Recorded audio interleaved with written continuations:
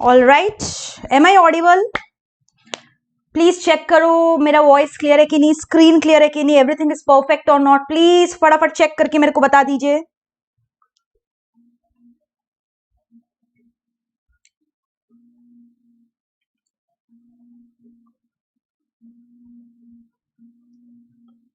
Very good morning everyone. फटाफट आ जाओ सब कोई, so that we can start up with the class.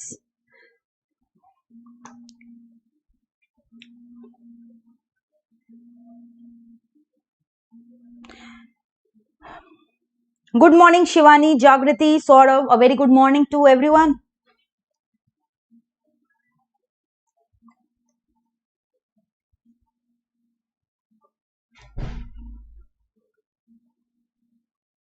Okay, क्या हम लोग क्लासेस को स्टार्ट कर सकते हैं very quickly?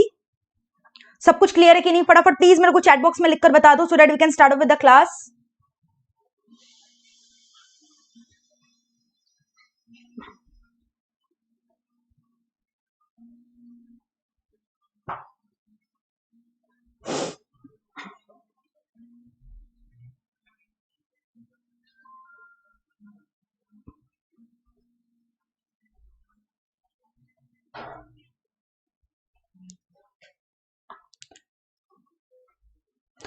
So let's begin with the class.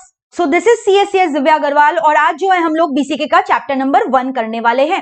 ठीक है, सो जैसा कि मैंने आपको बोला था, MEPL टीम ने डिसाइड किया है कि आपको जितना हद तक हो सके हम लोग अमेंडेड चैप्टर्स पहुंचाने का कोशिश करेंगे to all the students all over India.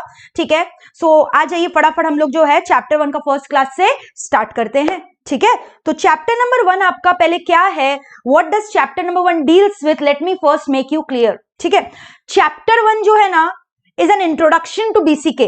Chapter 1 will teach you कि BCK होता क्या है। ये जो सब्जेक्ट है आपका 40 मार्क्स का, business and commercial knowledge, so what is BCK actually. ठीक है, तो बेसिकली आपको नाम से ही समझ में आ रहा है, बिजनेस एंड कमर्शियल नॉलेज, यानी यहां पे आपको पता है, ये सीखने को मिलेगा कि बिजनेस एक्चुअली होता कैसे है। ठीक है, अलग अलग types of models of businesses होते हैं, soul proprietorship, partnership model, company model, LLP model, तो और आजकल तो शायद वन मैन कंपनी के बारे में भी आपने सुना होगा। तो अलग अलग टाइप के जो फॉर्मेशन है, ठीक है, अलग अलग टाइप के जो स्टैट्यूटरी बॉडीज है, अलग अलग टाइप के जो कंपनीज है, अलग अलग टाइप के जो क्या बोले हम, मतलब जो फॉर्म्स ऑफ ऑर्गेनाइजेशन है, वो हम लोगों को इस चैप्टर में डिस्कस करना है। So first let me introduce you कि हम लोग आज के चैप्टर में क्या क्या सीखने वाले हैं। We need to learn about कि BCK का फीचर्स क्या होता है, BCK का पर्पस क्या, why do you need to learn BCK, what is the scope of BCK।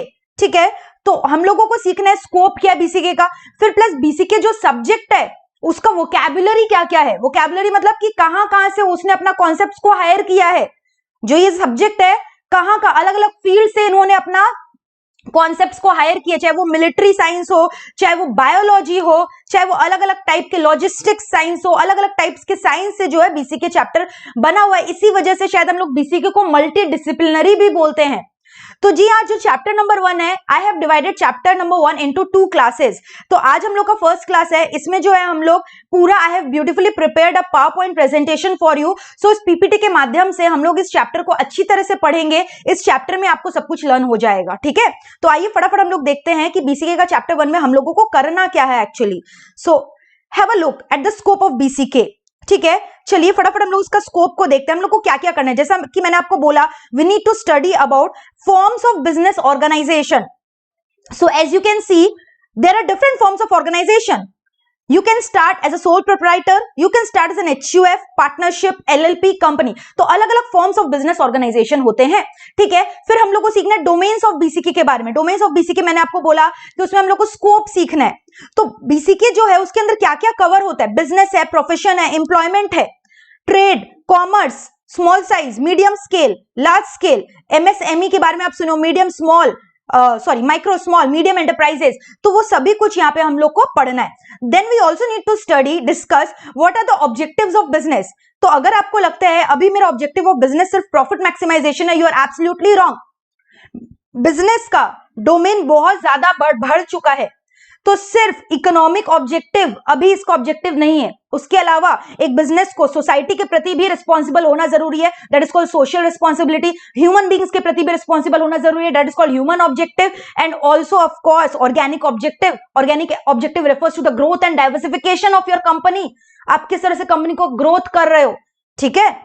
जैसे कि आपको अपना प्रोडक्ट लाइन को डाइवर्सिफाई करना पड़ेगा ना, depending upon the needs of the customer, depending upon the dynamic environment. You know environment is dynamic, it keeps on changing, so do you need to change your product line in order to cater the needs of your changing environment, ठीक है।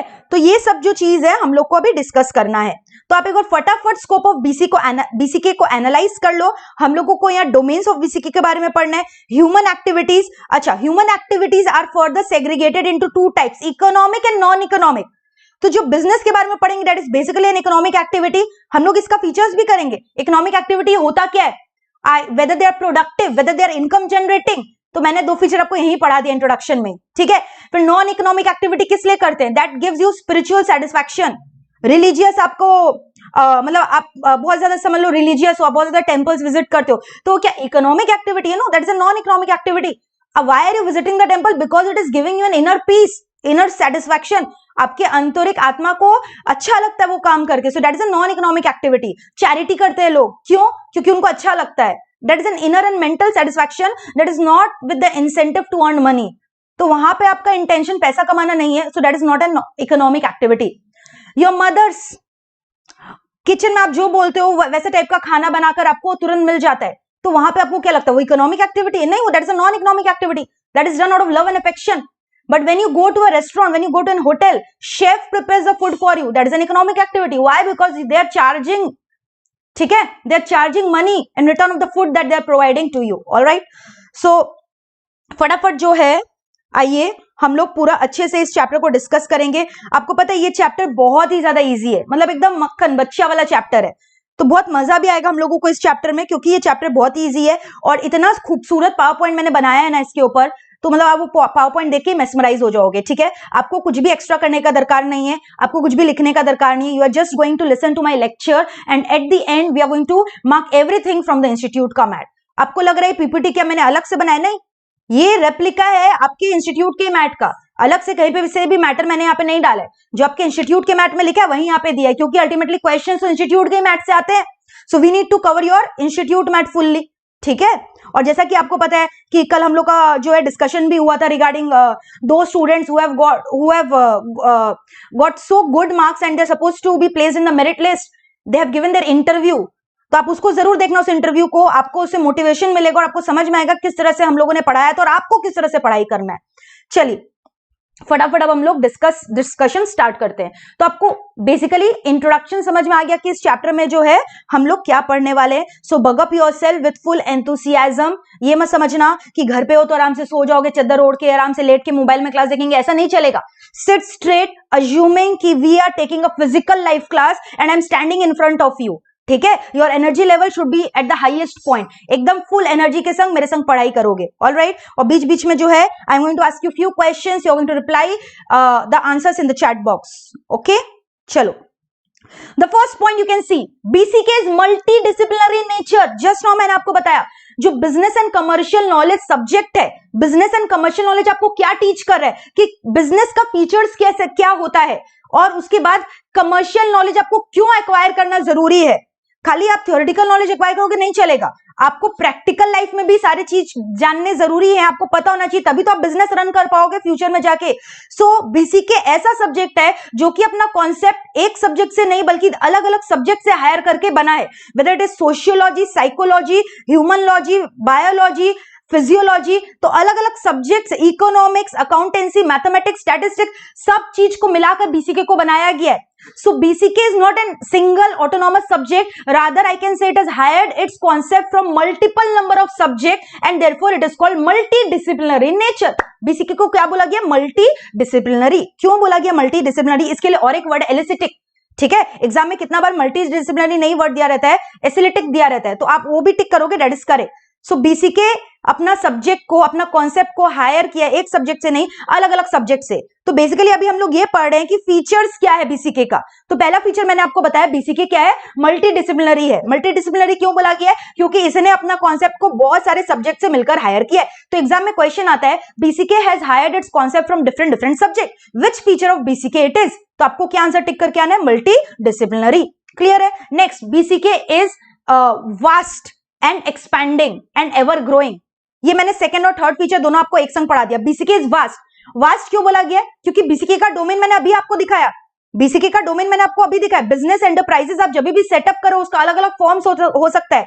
आप घर बैठे भी business run कर सकते हो as an individual, that is a sole proprietorship. आप किसी के संग पार्टनरशिप फॉर्म कर सकते हो। आप जो है कंपनीज एक्ट में रजिस्टर करा के एक कंपनी खोल सकते हो, पब्लिक कंपनी, प्राइवेट कंपनी, आप लिमिटेड लायबिलिटी पार्टनरशिप भी खोल सकते हो। तो आप देख रहे हो अलग अलग डोमेन्स है इसका। तो बीसीके का जो कॉन्सेप्ट है, it's not limited, its vast and it's expanding, it is keeping on growing on and on. आप देख रहे हो अभी कितना ज्यादा डाइवर्सिफिकेशन आया है मोड्स ऑफ बिजनेस में। आपको नहीं लगता है जो ई कॉमर्स आ गया, इंफॉर्मेशन टेक्नोलॉजी का दुनिया आ गया, उसकी वजह से पूरा बिजनेस का मॉडल हैज टोटली चेंज, पूरा डायनामिक हो गया है। और स्पेशली जब से लॉकडाउन आया, जब से कोरोना वायरस आ गया है, कुछ ज्यादा ही चेंज हो गया बिजनेस मॉडल। अभी लोग सब क्या घर बैठे सब चीज प्रेफर कर रहे हैं, ऑनलाइन सामान आ रहा है, ऑनलाइन क्लासेस ले रहे हो, सब ऑनलाइन मोड में हो रहा है। So e commerce has developed highly. ठीक है। सो कहना ही से ये नया स्कोप है बीसीके का। तो बीसीके जो है ऐसा नहीं है कि एक बार आपने जो डिसाइड कर लिया वो उसका डोमेन फिक्स है, इसका डोमेन चेंज होते रहता है। Like e commerce is an example, m commerce is an example, then information technology, companies में, बड़े बड़े कंपनीज में अलग अलग इंफॉर्मेशन टेक्नोलॉजी सिस्टम जो है इनकॉर्पोरेट किए जाते हैं। एमआईएस, ये सब के बारे में आप सुने होंगे, मैनेजमेंट इंफॉर्मेशन सिस्टम, एंड अलग अलग टाइप के सॉफ्टवेयर इंस्टॉल किए जाते हैं जो कि एफिशिएंट मैनेजर्स के ड्यूटीज को एफिशिएंटली डायलिजेंटली परफॉर्म कर देते हैं। सो कहने से इसका जो स्कोप है एवर एक्सपैंडिंग है। तो पहला बात मैंने बोला इट इज मल्टी डिसिप्लिनरी। क्यों मल्टी डिसिप्लिनरी है, क्योंकि इसने अपना कॉन्सेप्ट को बहुत ही सारे सब्जेक्ट से मिलकर बनाया है। नंबर 2 मैंने आपको क्या बोला, इसका स्कोप बहुत वास्ट है। बीसीके एक सब्जेक्ट जो है बहुत ज्यादा वास्ट, वास्ट मतलब इसके अंदर बहुत सारा चीज कवर्ड है।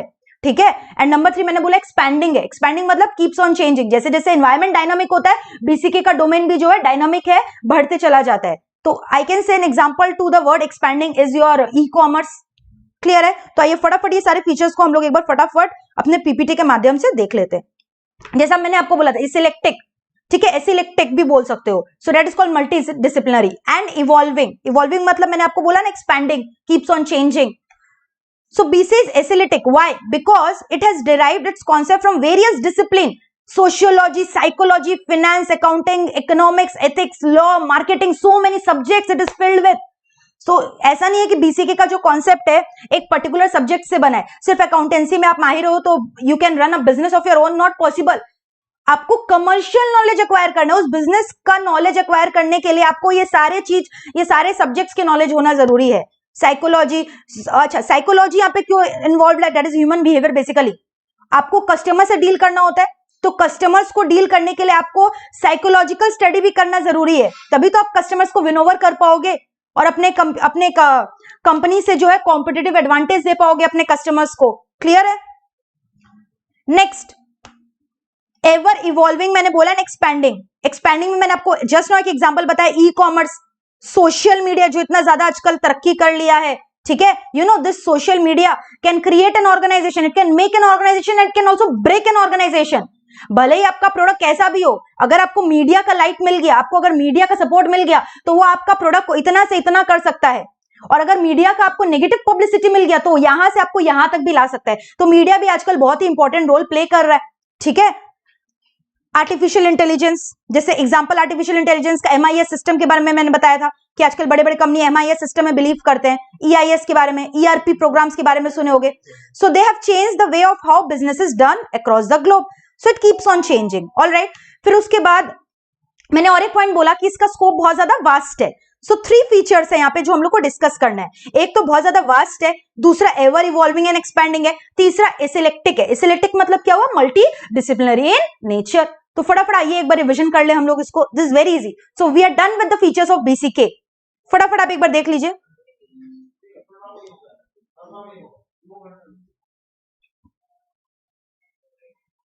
फटाफट रिवाइज कर लो। No worries Pratiksha, even if you are late you are going to follow this class.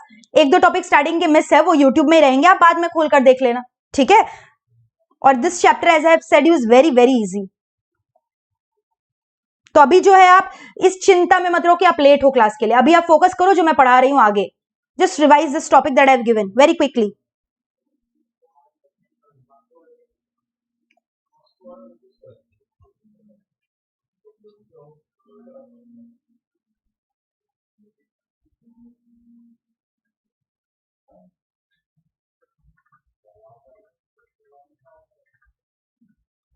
Classes regular हो रहे हैं। मेरे से एक स्टूडेंट ने क्वेश्चन पूछा है, बीइंग चार्टर्ड अकाउंटेंट, उसने अपना नाम लिखा है, that's a really very fancy name. तो क्लासेस रेगुलर हो रहे हैं as you can C.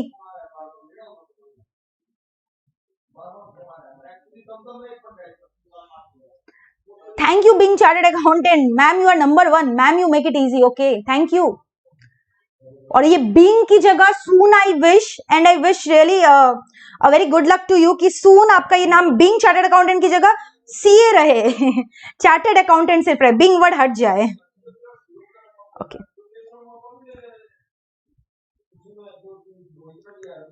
Clear है यहां तक? So BCK is eclectic, multidisciplinary and evolving and expanding. Expanding में ई कॉमर्स ये सब आ गया हम लोगों का, ठीक है। Yes, R A Singh, artificial intelligence के बारे में मैंने आपको बोला कि अभी लोग क्या करते हैं, आर्टिफिशियल इंटेलिजेंस को प्रेफर करते हैं। जैसे बड़े बड़े कंपनियां हैं, उसमें हर एक छोटे छोटे प्रॉब्लम्स का सोल्यूशन अगर मैनेजर्स सॉल्व करने जाए ना, so they what happen, the function of management by exception does not gets perform. अगर उन लोग छोटे छोटे प्रॉब्लम में फंसे रहेंगे तो उन लोग कंपनी का बड़ा डिसीजन कब लेंगे? तो जो छोटे मोटे रिपीटेटिव प्रॉब्लम्स है ना, उसके लिए कंपनी ने MIS सेट करके रखा है, management information system. That is, I will not say that is a substitute for a sound manager, but to some extent you can call it as a substitute for sound manager. तो जहां managers लोग उस work में involve नहीं है, MIS system में अपना problems डालोगे तो सॉल्यूशन डाल के आपको दे देगा। सो MIS तो आर्टिफिशियल सॉफ्टवेयर है ना, that is not a body, that is not a human being. So that is giving that is giving you the solution. So giving you some intelligent thing, rationality दे रहा है आपको, लेकिन वो artificial, इसलिए artificial intelligence. I hope that is clear with you, ठीक है। Clear है? जैसे आप गूगल में क्या करते हो, आप आजकल क्या करते हो, टीचर से कम क्वेश्चन पूछते हो, गूगल से ज्यादा पूछते हो। गूगल कोई टीचर है physical? Google is an artificial intelligence, right? ठीक है। कुछ भी प्रॉब्लम हुआ, you people do what, Google में लिखते चलो how to release the tension, ये प्रॉब्लम हो रहा है, ब्रेन में मेरा पेन हो रहा है, what should be the medications I should take. आप डॉक्टर से नहीं पूछकर आप गूगल को डॉक्टर मान लियो। आप बस खाली लिखोगे अगर हेडेक हो रहा है गूगल में, तो इतना भयानक भयानक बीमारी दे देगा ना, उसमें ऐसे ही आपका माथा चकराने लगेगा। तो कभी भी आप गूगल के लिए मतलब वो मत करो, आप गूगल में मत देखो उस चीज को, कि गूगल सब चीज को हाइप अप करके ही बताता है, ठीक है।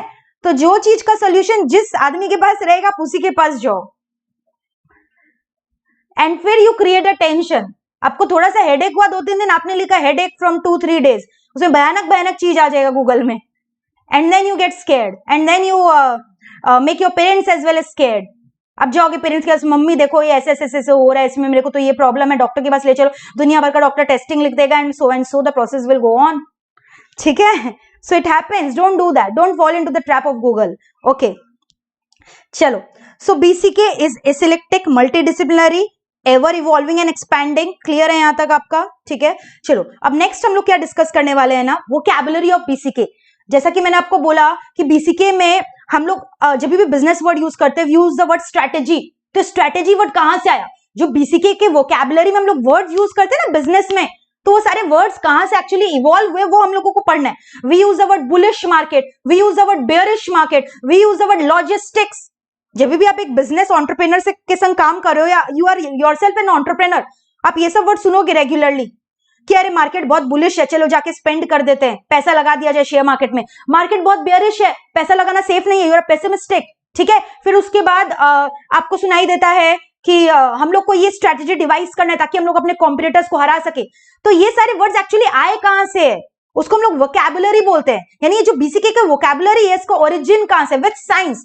So you know this word strategy has been adopted from military science. The word strategy has been adopted from military science, ठीक है। आप जनरली स्ट्रेटेजी वर्ड कहां सुनोगे? जहां पे युद्ध होता है, बोलते हैं ना ये मेरा प्लान है, ये मेरा स्ट्रेटेजी, आज आर्मी को ऐसे करना है, आज आर्मी को वैसे करना है।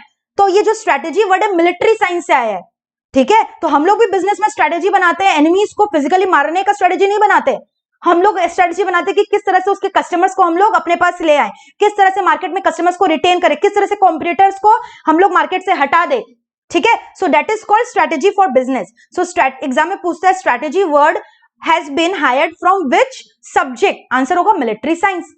क्लियर है यहां तक? Next logistics. लॉजिस्टिक्स के बारे में आपको पता है, ट्रांसपोर्टेशन। लॉजिस्टिक्स में भी of two types, inbound and outbound. जब रॉ मटेरियल आप ला रहे हो अपने फैक्ट्री के अंदर फिनिश गुड्स बनाने के लिए, उसको इनबाउंड लॉजिस्टिक बोलते हैं। और जब फिनिश गुड्स बनकर बाहर जा रहे कस्टमर्स के पास डिलीवरी के लिए, उसको आउटबाउंड लॉजिस्टिक्स बोलते हैं। सो लॉजिस्टिक्स में भी inbound logistic, outbound logistic. Clear है? तो लॉजिस्टिक वर्ड भी आप लोग यूज करते हो, basically referring to transport department, transportation. इतने बड़े बड़े ट्रक्स देखते हो, ट्रेलर्स देखते हो, कंटेनर्स देखते हो, उन लोग गुड्स का मूवमेंट करते हैं एक प्लेस से दूसरे प्लेस में। सो दैट इज कॉल्ड लॉजिस्टिक्स, ठीक है। तो वो वर्ड भी कहां से हायर हुआ? मिलिट्री कॉन्सेप्ट से। क्लियर है? फिर आप लोग एक कॉमन वर्ड सुनते हो, बुल। बोलोगे बुल तो वो होता है ना, it's a kind of animal with 2 horns over its head, और रेड कपड़ा देके पगला जाता है और आपको हिट करता है, ठीक है। तो वो बुल तो है ही रियल में। तो यहां पे बुलिश मार्केट को, शेयर मार्केट को क्यों बुलिश बोला गया आपको पता है? शेयर मार्केट को बुलिश कब बोलते हैं? जब शेयर का प्राइस बढ़ने वाला है, आपका मेजर इन्वेस्टमेंट है शेयर मार्केट में, आप क्यों इन्वेस्ट, क्योंकि आपको ऐसा स्मेल हुआ था, आपको ऐसा मतलब सुनने में आया था, या आपका ऐसा एक्सपीरियंस था, या आपका ऐसा इंसाइट था कि ये पर्टिकुलर शेयर का दाम बढ़ने वाला है फ्यूचर में जाकर। सो that is called bullish market. और फ्यूचर में जब शेयर प्राइस का दाम बढ़ जाएगा तो because of that capital gain, आपको सरप्लस ऑफ प्रॉफिट्स मिल जाएगा कैपिटल एप्रिसिएशन की वजह से, ठीक है। तो उसको हम लोग बोलते हैं बुलिश मार्केट। तो अगर share market is bullish, that means there is a great scope in the market, आपको इन्वेस्टमेंट करना चाहिए और आपका फ्यूचर में रिटर्न हाई होने वाला है। तो भयानक वाला जब शेयर प्राइस बढ़ने वाला है ना, इसलिए हम लोग उसको बुलिश बोलते हैं, क्योंकि बुल का मूवमेंट कैसा होता है? Bull is an highly active animal. मैंने बोला ना, जब लाल कपड़ा देखता है ही गेट्स मैड और एकदम अटैक करता है, तो वैसे ही शेयर मार्केट में बुलिश वर्ड यूज होता है, क्योंकि जब शेयर का प्राइस बहुत ज्यादा बढ़ने वाला है और बहुत ज्यादा वो हाई रिटर्न देने वाला है अपने स्टेक होल्डर्स को। क्लियर है? So bullish word has been derived from animal psychology, biology. Clear? Bear word also animal psychology, biology. Bearish कब बोलते हैं? पूरा ऑपोजिट ऑफ बुल।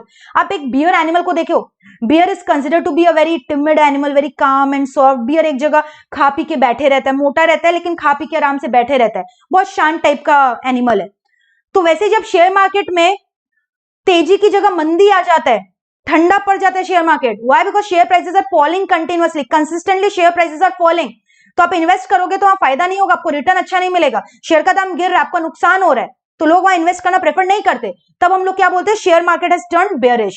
तब हम लोग क्या वर्ड यूज करते हैं? Share market have turned bearish. So are you getting the difference between bull and bear? तो हम लोग बोलते हैं ना share market is getting bullish, यानी कोई रियल का बुल नहीं घुस गया मार्केट में, उसका मतलब होता है शेयर प्राइस आर राइजिंग। फिर हम लोग बोलते हैं share market are getting bearish. Bearish का मतलब क्या? कोई बियर घुस गया है क्या? नहीं, इसका मतलब क्या हुआ कि शेयर मार्केट ठंडा पड़ गया है, मंदी आ गई है, prices are falling continuously. Clear है यहां तक? तो फटाफट एक बार रिवीजन कर लो। तो ये सारे वर्ड्स हम लोग बेसिकली डेली लाइफ में यूज करते हैं if you are running a business, और even if you are employed somewhere you are going to listen to all these word. तो इसको हम लोग बोलते हैं बीसीके का वोकैबुलरी। तो एग्जाम में पूछते हैं बुल वर्ड कहां से हमने हायर किया है? Animal psychology. बियर वर्ड कहां से हायर किया है? Animal psychology. Logistic, military, strategy, military. Strategy word का मतलब हुआ, आपको समझ में आ गया, स्ट्रेटेजी मतलब प्लान्स को डिवाइस करना so that you can outdo your competitor. Logistic मतलब inbound and outbound logistic, inbound movement of raw materials to the factory, outbound movements of finished goods outside the factory. Bullish मतलब share prices are rising highly, bearish मतलब share prices are falling consistently. Clear है? फटाफट एक बार revise कर लो very quickly, कोई doubt है तो यहां तक पूछो। So we have discussed features of BCK. BCK का feature expanding, eclectic, multidisciplinary and very vast scope. फिर हम लोगों ने डिस्कस किया BCK का वोकैबुलरी, ठीक है। फटाफट एक बार देख लीजिए, वेरी इजी, कोई डाउट है तो पूछो।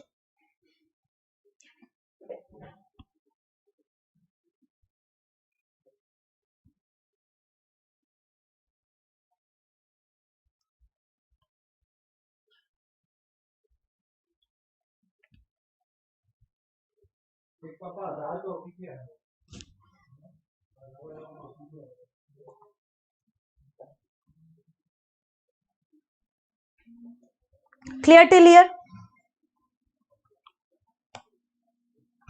Next, human activities can be divided into 2 parts. What are they? फटाफट मेरे को इसका आंसर दो चैट बॉक्स में।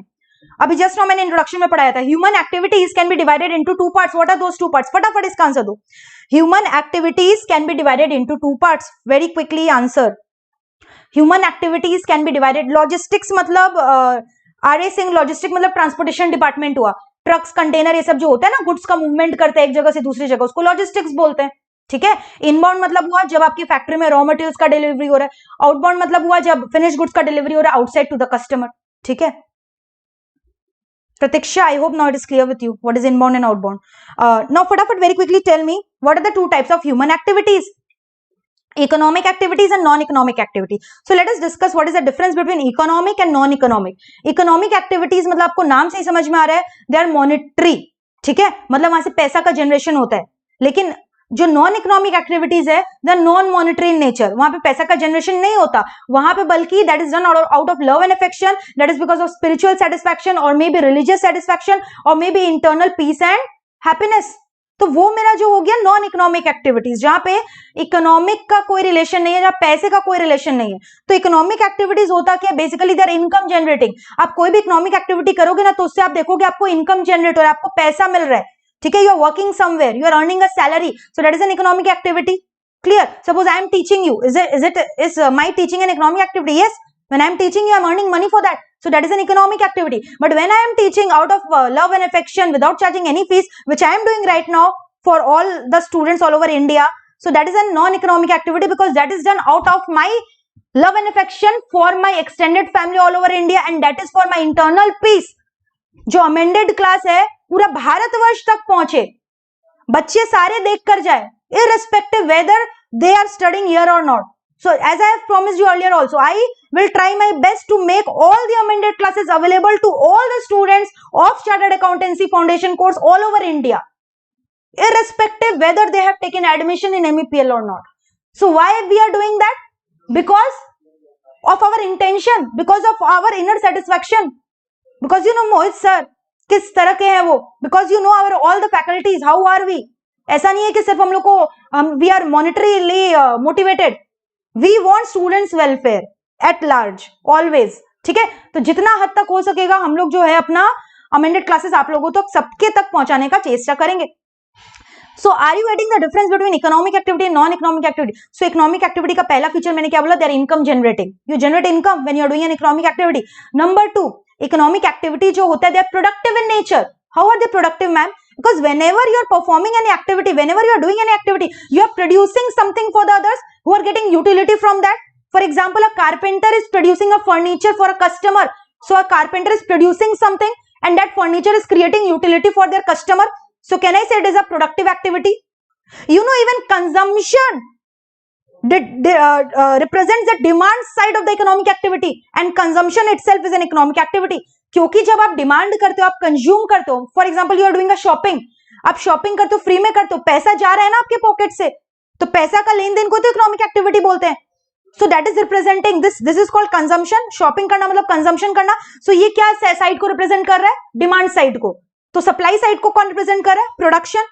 Production is representing the supply side of the economic activity and consumption is representing the demand side of the economic activity. तो तीन feature मैंने अभी बोला ध्यान से. All the economic activities are income generating. Income that are generated is not necessary should be in cash. It can be in kind as well. आप देखते हो बड़े बड़े जो एम्प्लॉइज होते हैं उन लोग को सैलरी मिलता है, सारे सैलरी कैश में उन लोग को नहीं मिलता. Certain salary they also get in kind. They are called perquisite. If you know perks जिसको बोलते हैं. कितना जिनको फ्री कार अलाउंस मिलता है, कार का पिक एंड ड्रॉप फैसिलिटी मिलता है, that is a part of their salary which they are not getting in the cash but in kind. बहुत सारे वाउचर कूपन्स टाइप के मिलते हैं, they are salary in kind. So these economic activities that are income generating, salary can be in cash, can be in kind. Kind मतलब समझ गए ना. फिर उसके बाद मैंने बोला all the economic activities are productive. Whenever you are performing an activity, you are producing something for others. Number 3 मैंने क्या बोला, consumption also represents economic activity और consumption represents the demand side of the economic activity. Clear है यहाँ तक? And also it means creation of utility. तो आइए फटाफट हम लोग इकोनॉमिक एक्टिविटीज का जो है फीचर्स देख ले. Number 1, economic activities are income generating. Income generating क्यों? क्योंकि इससे आपका लाइवलीहुड अर्न हो रहा है, राइट. मैन्युफैक्चरिंग हुआ, रीसेलिंग हुआ, एम्प्लॉयमेंट हुआ, providing any professional service, all are falling under economic activity. जैसा कि मैंने बोला, मैंने यहाँ service, I am giving you services, So teaching is a kind of service, professional service, that is an economic activity. When you are working somewhere under someone, that means you are doing that under the terms of employment. वहाँ एक employer-employee relationship होता है.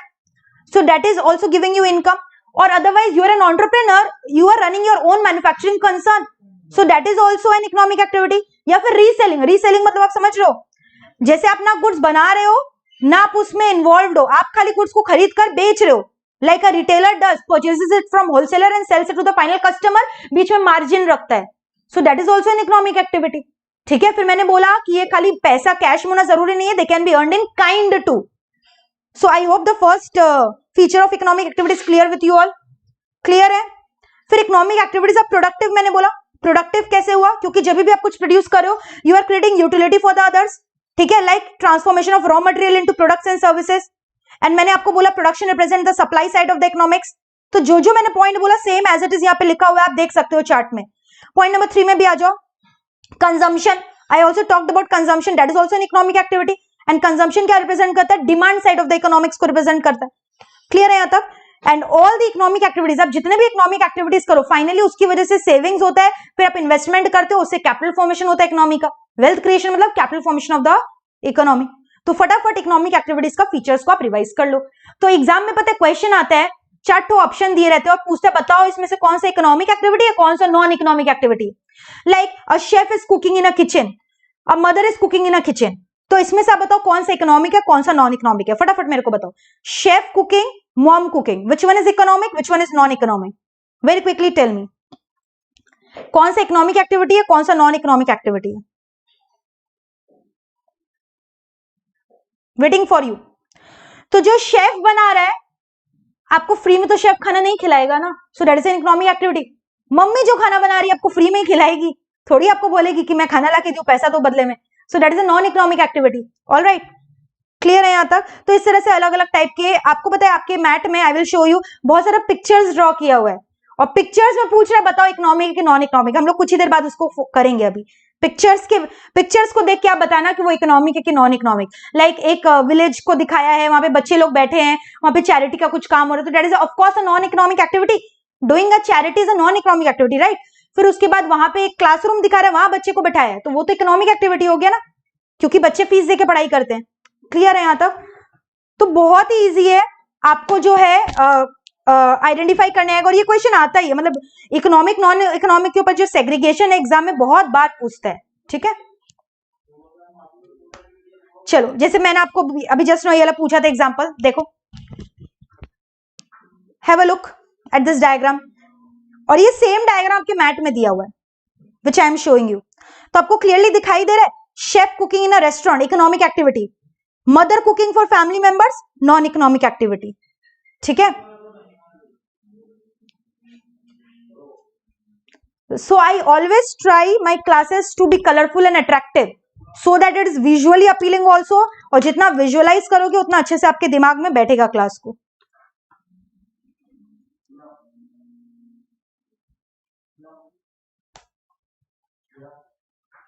Non economic activities I will come to that. ठीक है. Non economic activities जो होता है, मैंने क्या बोला था, इमोशंस की वजह से होता है, आपके सेंटिमेंट्स की वजह से होता है. जब आपके दिमाग में जुनून है कि दूसरे का वेलफेयर करना है, चैरिटी करना है, या फिर भगवान को आपने समर्पित कर दिया है. बहुत जन पता है कृष्णा डिवोटीज होते हैं, like Mirabai, they only believe in Krishna.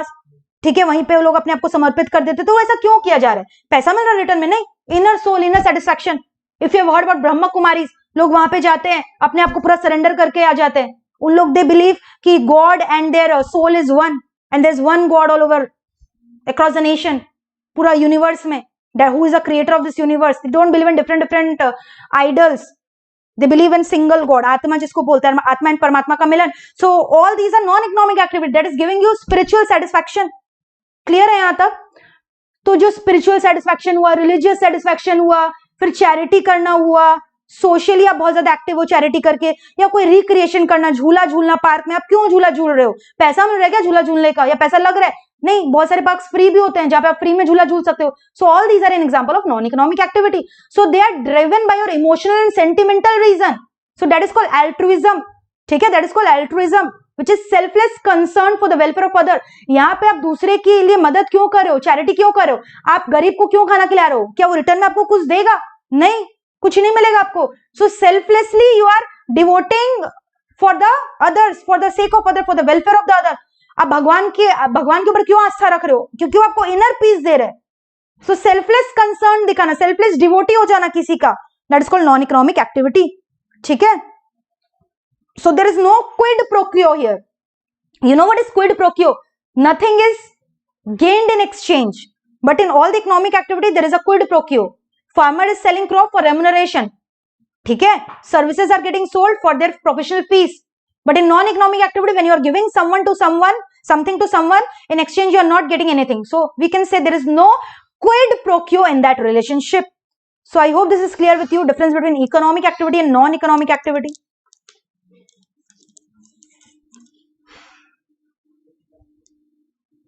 कैसा लग रहा है ये क्लास बाय द वे? फटाफट मेरे को बताओ. बहुत इजी क्लास है, मैंने बोला ना मक्खन है ये क्लास. ठीक है. फिर अभी हम, मेरा नेक्स्ट क्वेश्चन ये है, आप मेरे को बताओ क्या एग्रीकल्चर को बिजनेस बोल सकते हैं?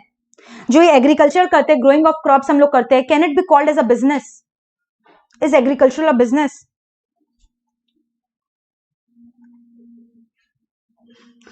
Is agricultural industry and hence a business? Quid pro quo word का मतलब होता है exchange. In exchange what you are getting. No quid pro quo मतलब you are not getting anything in exchange. मतलब वन वे ट्रांजैक्शन हो रहा है.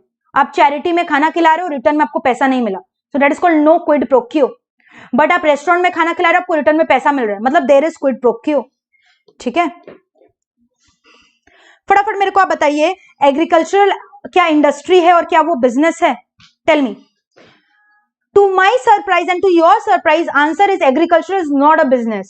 एग्रीकल्चर को हम बिजनेस नहीं बोल सकते. क्यों? सुनना ध्यान से मेरा बात. इसमें दो पहलू है. एग्रीकल्चर को हम बिजनेस नहीं बोल सकते, लेकिन एग्रीकल्चर प्रोडक्ट से, एग्रीकल्चर प्रोड्यूस से जो प्रोडक्ट्स आता है और जिसका फर्दर प्रोसेसिंग होता है, जिसको हम लोग एग्रो बेस्ड इंडस्ट्री बोलते हैं, वो इंडस्ट्री है. बट डायरेक्टली एग्रीकल्चर का प्रोड्यूस को हम लोग बिजनेस या इंडस्ट्री नहीं बोल सकते. क्यों नहीं बोलते? सुनना. आपको पता है जब भी इनकम टैक्स में कंप्यूटेशन होता है लोगों का इनकम का, तो यू शुड नो दैट कि इंडिया में agricultural income has been exempted from the purview of income tax.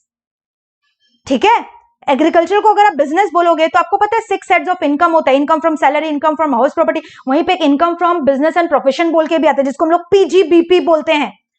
आपको जब टैक्स कंप्यूट करना होता है ना, यू प्रिपेयर योर रिटर्न, तो वहां पे सारे हेड्स लिखने पड़ते हैं कि आपके इनकम कहां कहां से है, सबके ऊपर टैक्स देना है. अगर आप सैलरीड पर्सन हो तो आप अपना सैलरी किसके अंडर डालोगे? Income under the head salary.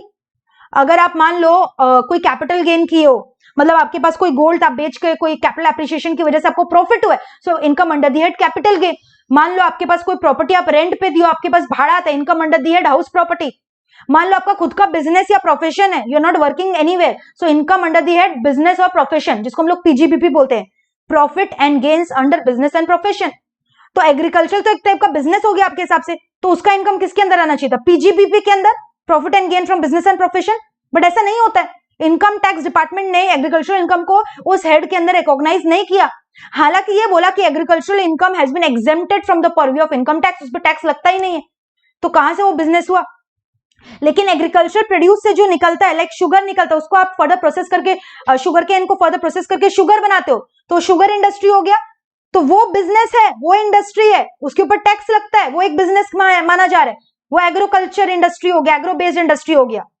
तो समझ में आ रहा है? तो agriculture not a business, but agricultural products if processed becomes a business. Difference clear हुआ? Agriculture not a business, because income tax ने उसको एक तो सबसे पहले अलग हेड में दिया, इनकम फ्रॉम एग्रीकल्चर, पीजीबीपी के अंदर नहीं दिया. पीजीबीपी मतलब profit and gains from business and profession, उसके अंदर नहीं डाला है, तो उसके अंदर कैसे आएगा? आप उसको बिजनेस कैसे बोलोगे? और तीसरा, उसको एग्जेम्प्ट किया है. क्लियर है यहां तक? और लेकिन जो एग्रीकल्चर प्रोड्यूस होता है उसको प्रोसेसिंग करोगे तो वो किसके अंदर आ गया? बिजनेस के अंदर. क्योंकि एग्रो बेस्ड इंडस्ट्रीज बहुत इमेंस, और आपको पता होना चाहिए उससे हम लोग का एक्सपोर्ट अर्निंग भी आता है. डोमेस्टिक इनकम तो क्या, उससे हम लोग का फॉरेन इनकम भी आता है. क्लियर है? तो आइए क्लियर हो जाएगा. Agriculture income under income tax is characterise separately. मैंने बोला ना, income from business and profession में हम लोग उसको नहीं डालते, उस हेड में हम लोग उसको डालते ही नहीं है. And is also exempted from tax. Thus, for our purpose, agriculture does not comprise industry and hence business. लेकिन जो इंडस्ट्रीज है, where agriculture produces process, like pulses हुआ या फिर wheat को आप लोग चक्की बनाकर पीसते हो ना, उसका आटा निकालते हो, तो वो एक बिजनेस हुआ, उसको बिजनेस कहलाया जाएगा क्योंकि उसको प्रोसेसिंग कर दिया गया. प्रोसेस्ड ऑयल हुआ, ठीक है, वो इंडस्ट्री हुआ। Like extraction of edible oil from rice bran, mustard oil बनाते हैं, कोकोनट ऑयल बनाते हैं, सोयाबीन, ये सारे एग्रो बेस्ड इंडस्ट्रीज है। इसको हम लोग इंडस्ट्री बोलेंगे और बिजनेस भी बोलेंगे। So I hope this is clear with you. Agricultural income does not falls under the head of profit and gain from business and profession and is also exempted from income tax, so not a business. But agricultural produce is a business because it forms an agro-based industry. फटाफट एक बार देख लो।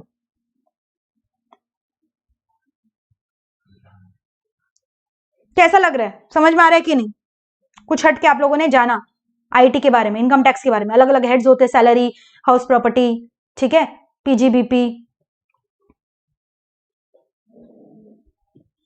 Other sources भी होता है, जिसमें lottery income, betting income, ये सब डालते हो आप। केबीसी गए, वहां जीत के आए, वो किसके अंडर डालोगे? प्रोफेशन के अंदर, हाउस प्रॉपर्टी के अंदर, सैलरी के अंदर, कैपिटल गेन के अंदर? नहीं, वो किसके अंदर आएगा आपका? इनकम फ्रॉम अदर सोर्सेज, ठीक है।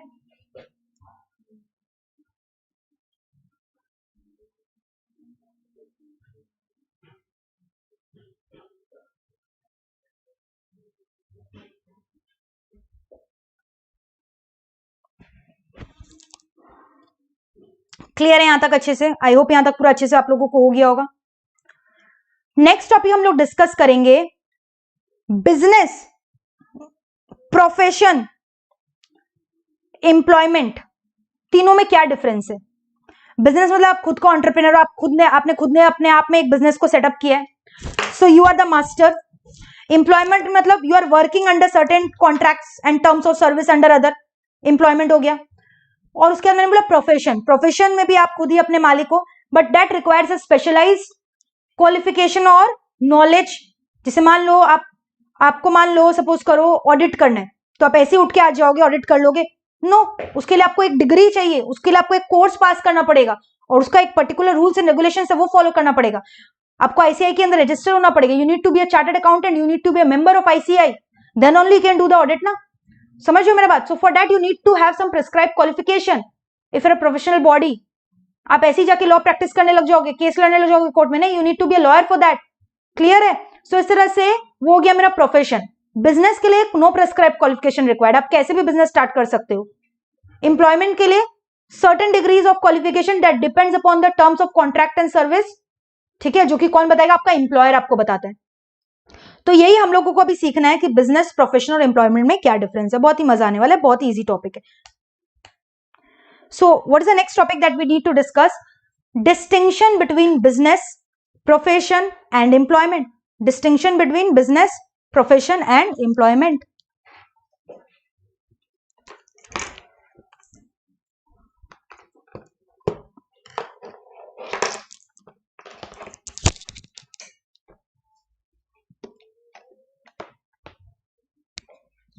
ओके, सो जैसा कि मैंने बोला आपको, बिजनेस हुआ, प्रोफेशन हुआ, एम्प्लॉयमेंट, तीनों अलग अलग चीज है, ठीक है। सो लाइक जो बिजनेस है,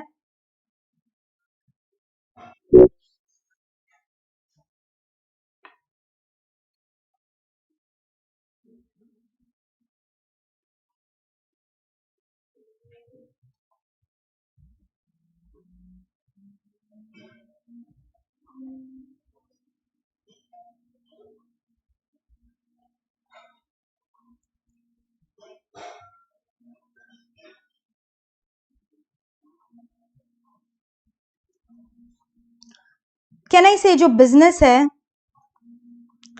उसमें बहुत हाई डिग्री ऑफ ऑटोनॉमी है, इंडिपेंडेंस है, वहां पे किसी के ऊपर आपको डिपेंड होने का दरकार नहीं है। Am I correct? फिर बात करते हैं प्रोफेशन का। प्रोफेशन में भी आपका हाई डिग्री ऑफ ऑटोनॉमी है, आपको कोई पे डिपेंड होने का दरकार नहीं है, यू आर इंडिपेंडेंट, आप खुद के मालिक हो।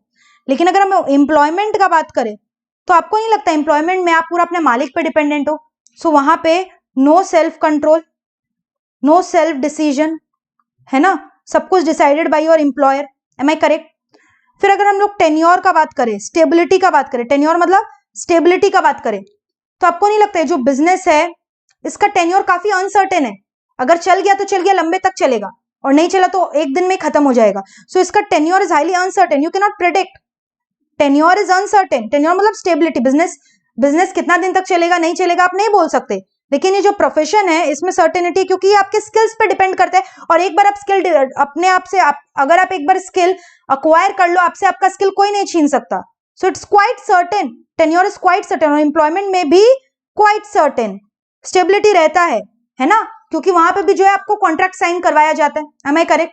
फिर अगर बात करें आपका रिवॉर्ड्स का, रेम्यूनरेशन का, आपको नहीं लगता अगर आप बिजनेस रन कर रहे हो रेम्यूनरेशन अनलिमिटेड है? अगर एक बार चल गया, लॉस भी अनलिमिटेड है, प्रॉफिट भी अनलिमिटेड है बिजनेस में, राइट? लॉस भी अनलिमिटेड है, प्रॉफिट भी अनलिमिटेड है बिजनेस का बात करें। प्रोफेशन में आई कैन से good, unlimited I will not से, आई विल से गुड, अच्छा मिलता है। और एम्प्लॉयमेंट में आपको फिक्स्ड रेम्यूनरेशन मिलता है ना, फिक्स्ड है, वहां पे बहुत ज्यादा का बात नहीं है, बहुत कम का बात नहीं है, फिक्स्ड है। So remuneration case of employment is fixed, clear है? सो ये मेरा बेसिक डिफरेंस हो गया।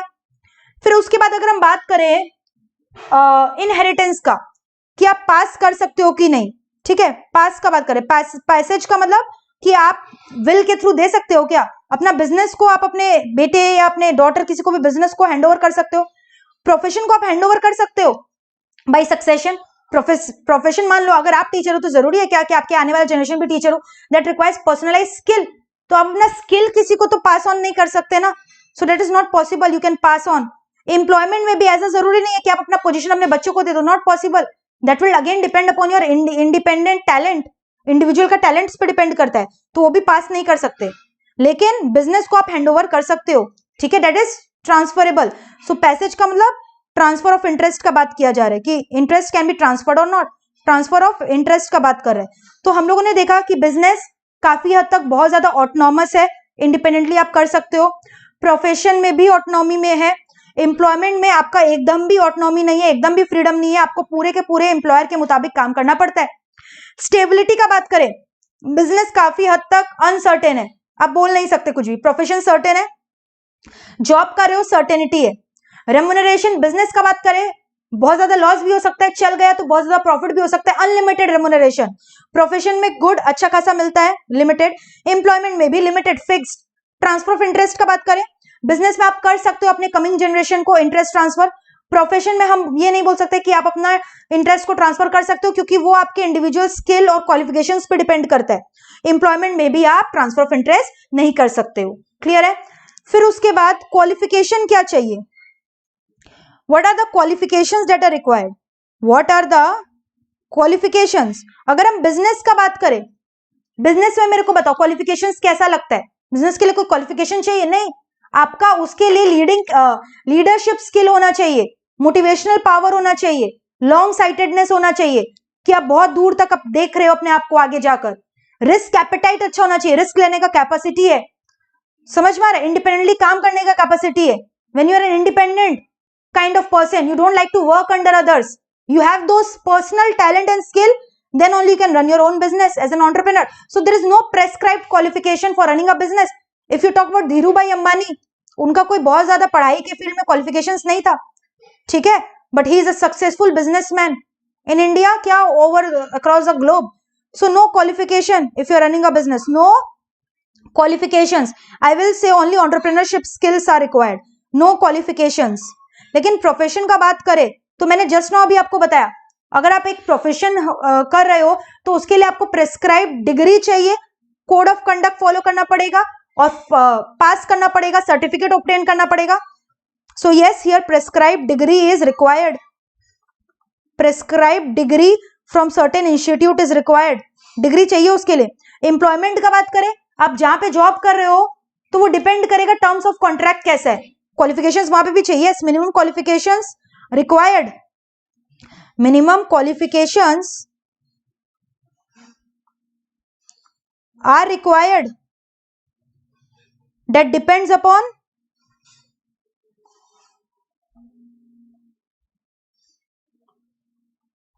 terms of contract between employer and employee, that depends upon terms of contract between employer and employee, clear hai? So these are the differences between a business, a profession and an employment, clear hai ki nahi? yahan tak dekh lo अच्छे से।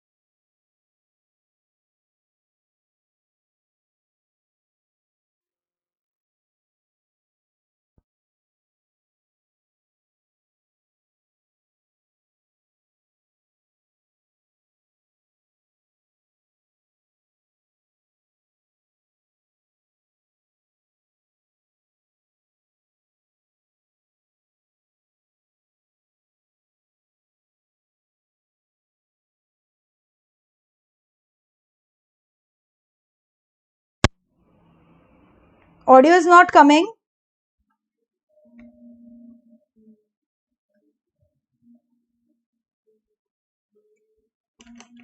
अभी देखो आ रहा है voice, am I Audible?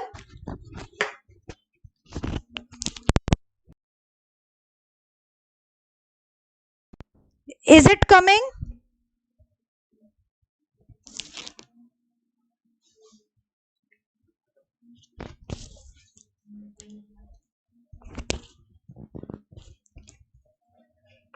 Voice audible है? Perfect है? Sure? ठीक है, तो आ जाइए फटाफट। मार्किंग मैं बाद में कराऊंगी, अभी मेरे को वो पर्टिकुलर पोर्शन जो पढ़ाना है, we are moving on to that.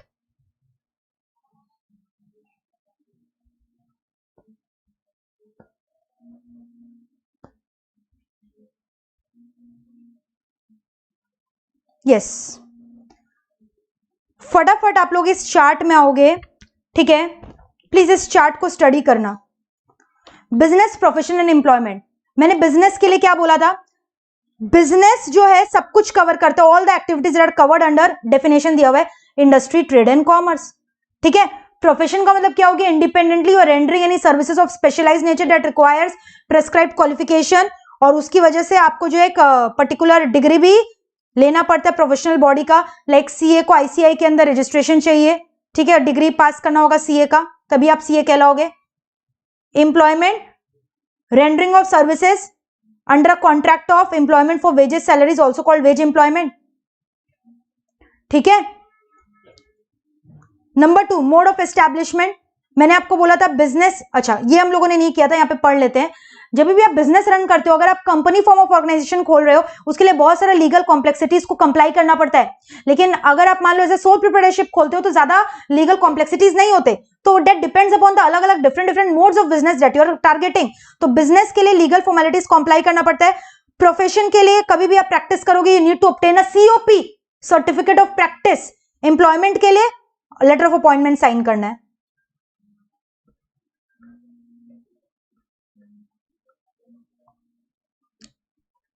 फिर उसके बाद अगर आप एक बिजनेस रन कर रहे हो, आप क्या बोलोगे? मेरे को फीस मिल रहा है बिजनेस से, सिंपल, प्रॉफिट मिल रहा है। अगर आप एक सीए हो और आप मान लो किसी ने किसी को कंसल्टेंसी सर्विसेज दिया, तो आप क्या बोल रहे हो? मेरे को फीस मिल रहा है, प्रोफेशनल फीस।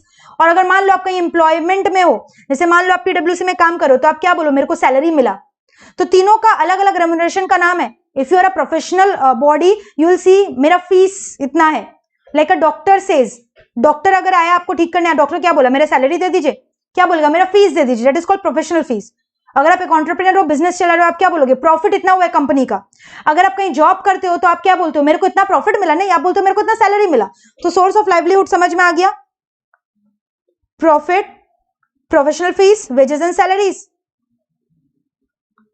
प्रेस्क्राइब्ड क्वालिफिकेशन, इसमें कुछ नहीं चाहिए, इसमें प्रेस्क्राइब्ड है, मैंने बोला जो आप डिग्री लोगे, minimum qualifications for each type of job.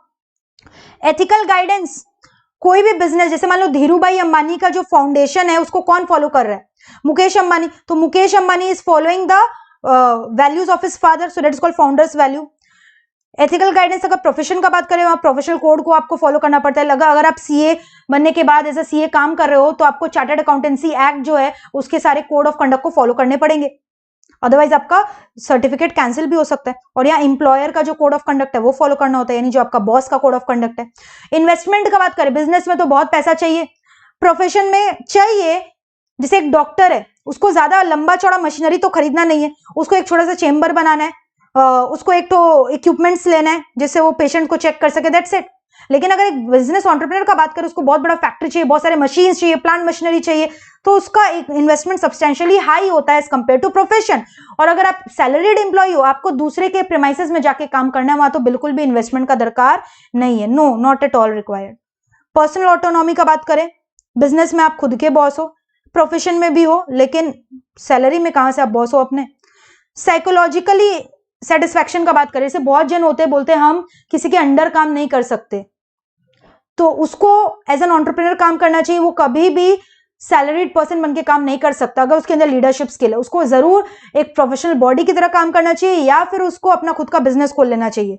So psychological motive का बात करें, इकोनॉमिक अचीवमेंट, जिसको बहुत ज्यादा प्रॉफिट कमाना है, जिसका फार साइटेडनेस है, उसको बिजनेस खोलना चाहिए।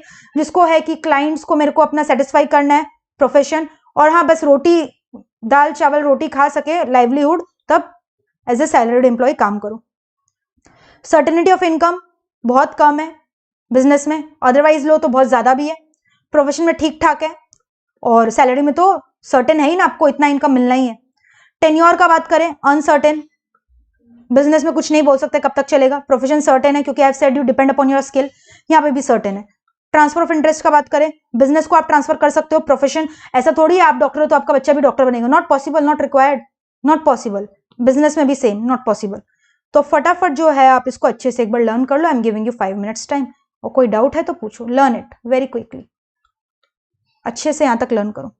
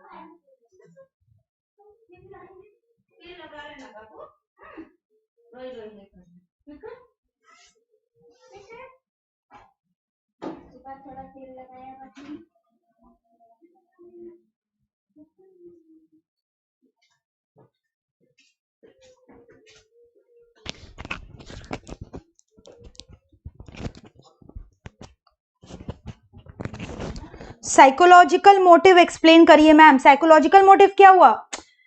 वही ना, mental satisfaction, inner satisfaction, that is called psychological motive. ठीक है, तो मतलब कि आपको अगर विजन है दिमाग में कि आपको बहुत पैसा कमाना है, अनलिमिटेड प्रॉफिट कमाना है, क्यों? क्योंकि वो आपका साइकोलॉजी में बसा हुआ है, दिमाग में बसा हुआ है, तो आप बिजनेस खोलोगे ना। लाइक धीरू भाई अंबानी का ऑब्जेक्टिव क्या था? ग्रोथ। तो रिलायंस का ऑब्जेक्टिव ही, मोटो ही उन्होंने ग्रोथ रखा है। बहुत पैसा कमाना था, लंबा दूर तक जाना था। ठीक है, अगर आप गुरु मूवी देखोगे ना तो आपको वहां समझ में आएगा, पूरा रिलायंस का स्टोरी है। So that is an economic achievement, that is psychological objective. लेकिन अगर आपको लग रहा है कि आपको सोसाइटी को सर्व करना है, सर्विसेज देना है, टैक्स समझाना है, लॉ समझाना है, तो आप प्रोफेशन में जाओगे। ठीक है, फिर अगर मान लो जैसे कि जैसे आप बहुत जन होते हैं ना, मेरे को ट्रीटमेंट करना है पेशेंट्स लोग का, इस चीज का इलाज करना है, तो आप डॉक्टरी में जाते हो, तो that is again a profession. But मान लो आपको ये सब कुछ झमेले में नहीं जाना है, आपको बस आपका फिक्स्ड इनकम चाहिए जिससे आपका डेली लाइवलीहुड अर्न हो सके, आपको दो वक्त का रोटी मिल सके, तो आप क्या करोगे? सैलरीड पर्सन बनोगे। ठीक है,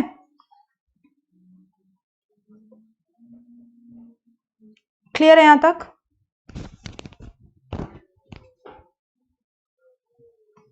I hope this is clear with you.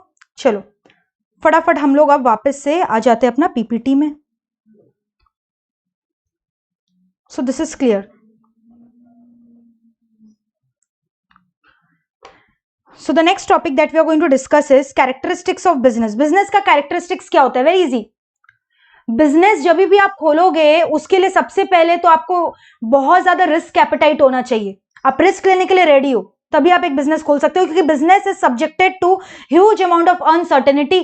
आप वहां पे कुछ भी सर्टेनली नहीं बता सकते कि हम इतना इन्वेस्ट किए तो मेरा इतना प्रॉफिट होगा। मान लो आपका विजन था कि एक पर्टिकुलर बिजनेस खोलोगे और आपने एस्टिमेट किया कि साल में आप मान लो 1 करोड़ कमा रहे हो, बट हो सकता है कि 1 करोड़ का प्रॉफिट की जगह आपको 1 करोड़ का लॉस हो गया हो। और ऐसे भी जब भी नया बिजनेस खोलते हो स्टार्टिंग का 2-3 साल तो लॉस ही होता है, सेट करने में ही आपका समय, वक्त और पैसा चला जाता है। So business is subjected to huge amount of uncertainty. You can not predict the profit with certainty there, as is in the case with your profession and employment. वहां पे आप प्रेडिक्शन कर सकते हो विथ सर्टेनिटी। मान लो आपने पीडब्ल्यूसी में job पकड़ा 15 लाख का, तो आपको पता है आपको हर साल फिक्स सैलरी मिलेगा ही 10-15 lakh. So that is high degree of certainty. But in case of business, high degree of uncertainty exists. Huge amount of funds are required to be invested in business. ऐसे थोड़ी है बिजनेस खोल लोगे, अगर आपके पास पैसा नहीं है आप बिजनेस नहीं कर सकते हो। तो स्केलेबल फंड, भयानक वाला फंड इन्वेस्टमेंट चाहिए यहाँ पे। बहुत सारे जितने भी बड़े बड़े कंपनी है, आप उन लोग अगर एसेट साइड देखते हो, आप लायबिलिटी साइड देखोगे, दुनिया भर का लोन लिया हुआ है, इंटरेस्ट पे करते हैं, उससे बिजनेस उन लोग का चलता है। So huge amount of funds are also required. ठीक है, लेकिन बिजनेस में क्या है, आप खुद के मालिक हो, आप किसी के अंडर सर्व नहीं कर रहे हो। You are the job creator. समझ में आप, आपने जॉब को क्रिएट किया दूसरों के लिए, आपके अंडर लोग आकर काम करेंगे। You are not a job seeker, आप जॉब ढूंढ नहीं रहे हो, बल्कि आप जॉब क्रिएट कर रहे हो दूसरों के लिए और अपने लिए। So you are a job creator and not a job seeker. Clear? उसके बाद जब भी आप बिजनेस करोगे, इससे क्या होगा, कंट्री का भी जीडीपी बढ़ेगा, इकोनॉमी का ग्रोथ होगा। क्योंकि आप जब भी बिजनेस खोल रहे हो, आप कुछ नया चीज प्रोड्यूस कर रहे हो, तो जो नया चीज प्रोड्यूस कर रहे हो that is also giving a value addition to our country's GDP. Country का ग्रॉस डोमेस्टिक प्रोडक्ट में भी इंक्रीमेंट आएगा। ठीक है, huge investment is required, investment intensive. उसके बाद huge amount of uncertainties are there, gestation and uncertainty. उसके बाद आपको बहुत ही ऑर्गेनाइज्ड वे में बिजनेस को परफॉर्म करना पड़ेगा। ऐसा नहीं है आज आपने प्लान किया बिजनेस खोलेंगे कल खोल लिया, ऐसे थोड़ी होता है। प्लानिंग मॉडल होता है। बड़े बड़े जो ऑर्गेनाइजेशन है, बड़े बड़े जो एंटरप्रेन्योर्स आप देखोगे, उन लोग का बिजनेस मॉडल होता है। उन लोग बोलते हैं मेरा ये मॉडल है, फिर उसके बेसिस पे बैंक से उन लोग को लोन्स मिलता है अगर उन लोग का मॉडल अप्रूव किया जाता है। So it's not a random and unorganized process, it's an organized activity. Clear है यहां तक? So it's a systemized, organized and efficiency oriented activity. और आप कोई भी बिजनेस खोलते हो तो दिमाग में एक ऑब्जेक्टिव के संग खोलते हो। क्या ऑब्जेक्टिव है? प्रॉफिट कमाना ऑब्जेक्टिव है। ठीक है, तो हमेशा एक बिजनेस जो है ऑब्जेक्टिव से खुलता है, so it is objective oriented. फटाफट इसको लर्न कर लो वेरी क्विकली, वेरी इजी।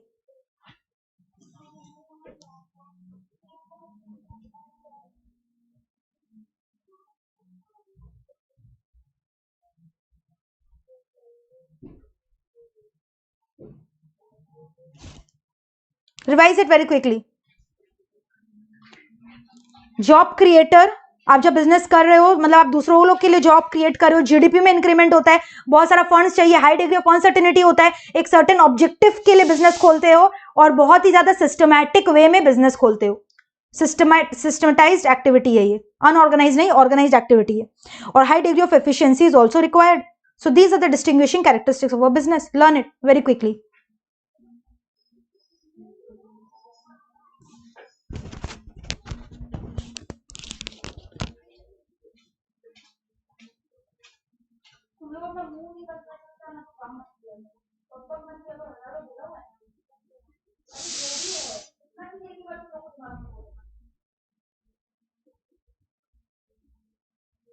मतलब ऐसा ही हो रहा है।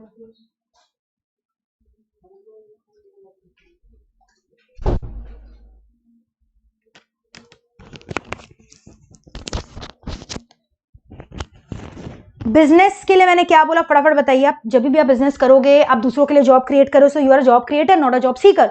Huge amount of investable funds are required, ऐसा बिजनेस नहीं खोल सकते। फिर उसके बाद huge amount of planning is required, so it is an organized and an efficient activity. फिर उसके बाद मैंने आपको बोला जब भी आप बिजनेस कर रहे हो, you are producing something for also your country's wealth, so you are adding to the GDP of the country. Particular objective is there behind opening a business, behind running a business, ठीक है? And high degree of uncertainty and huge investment is required. फटाफट इसको learn कर लो, very quickly learn it. हो गया होगा, आगे बढ़ सकते हैं हम लोग।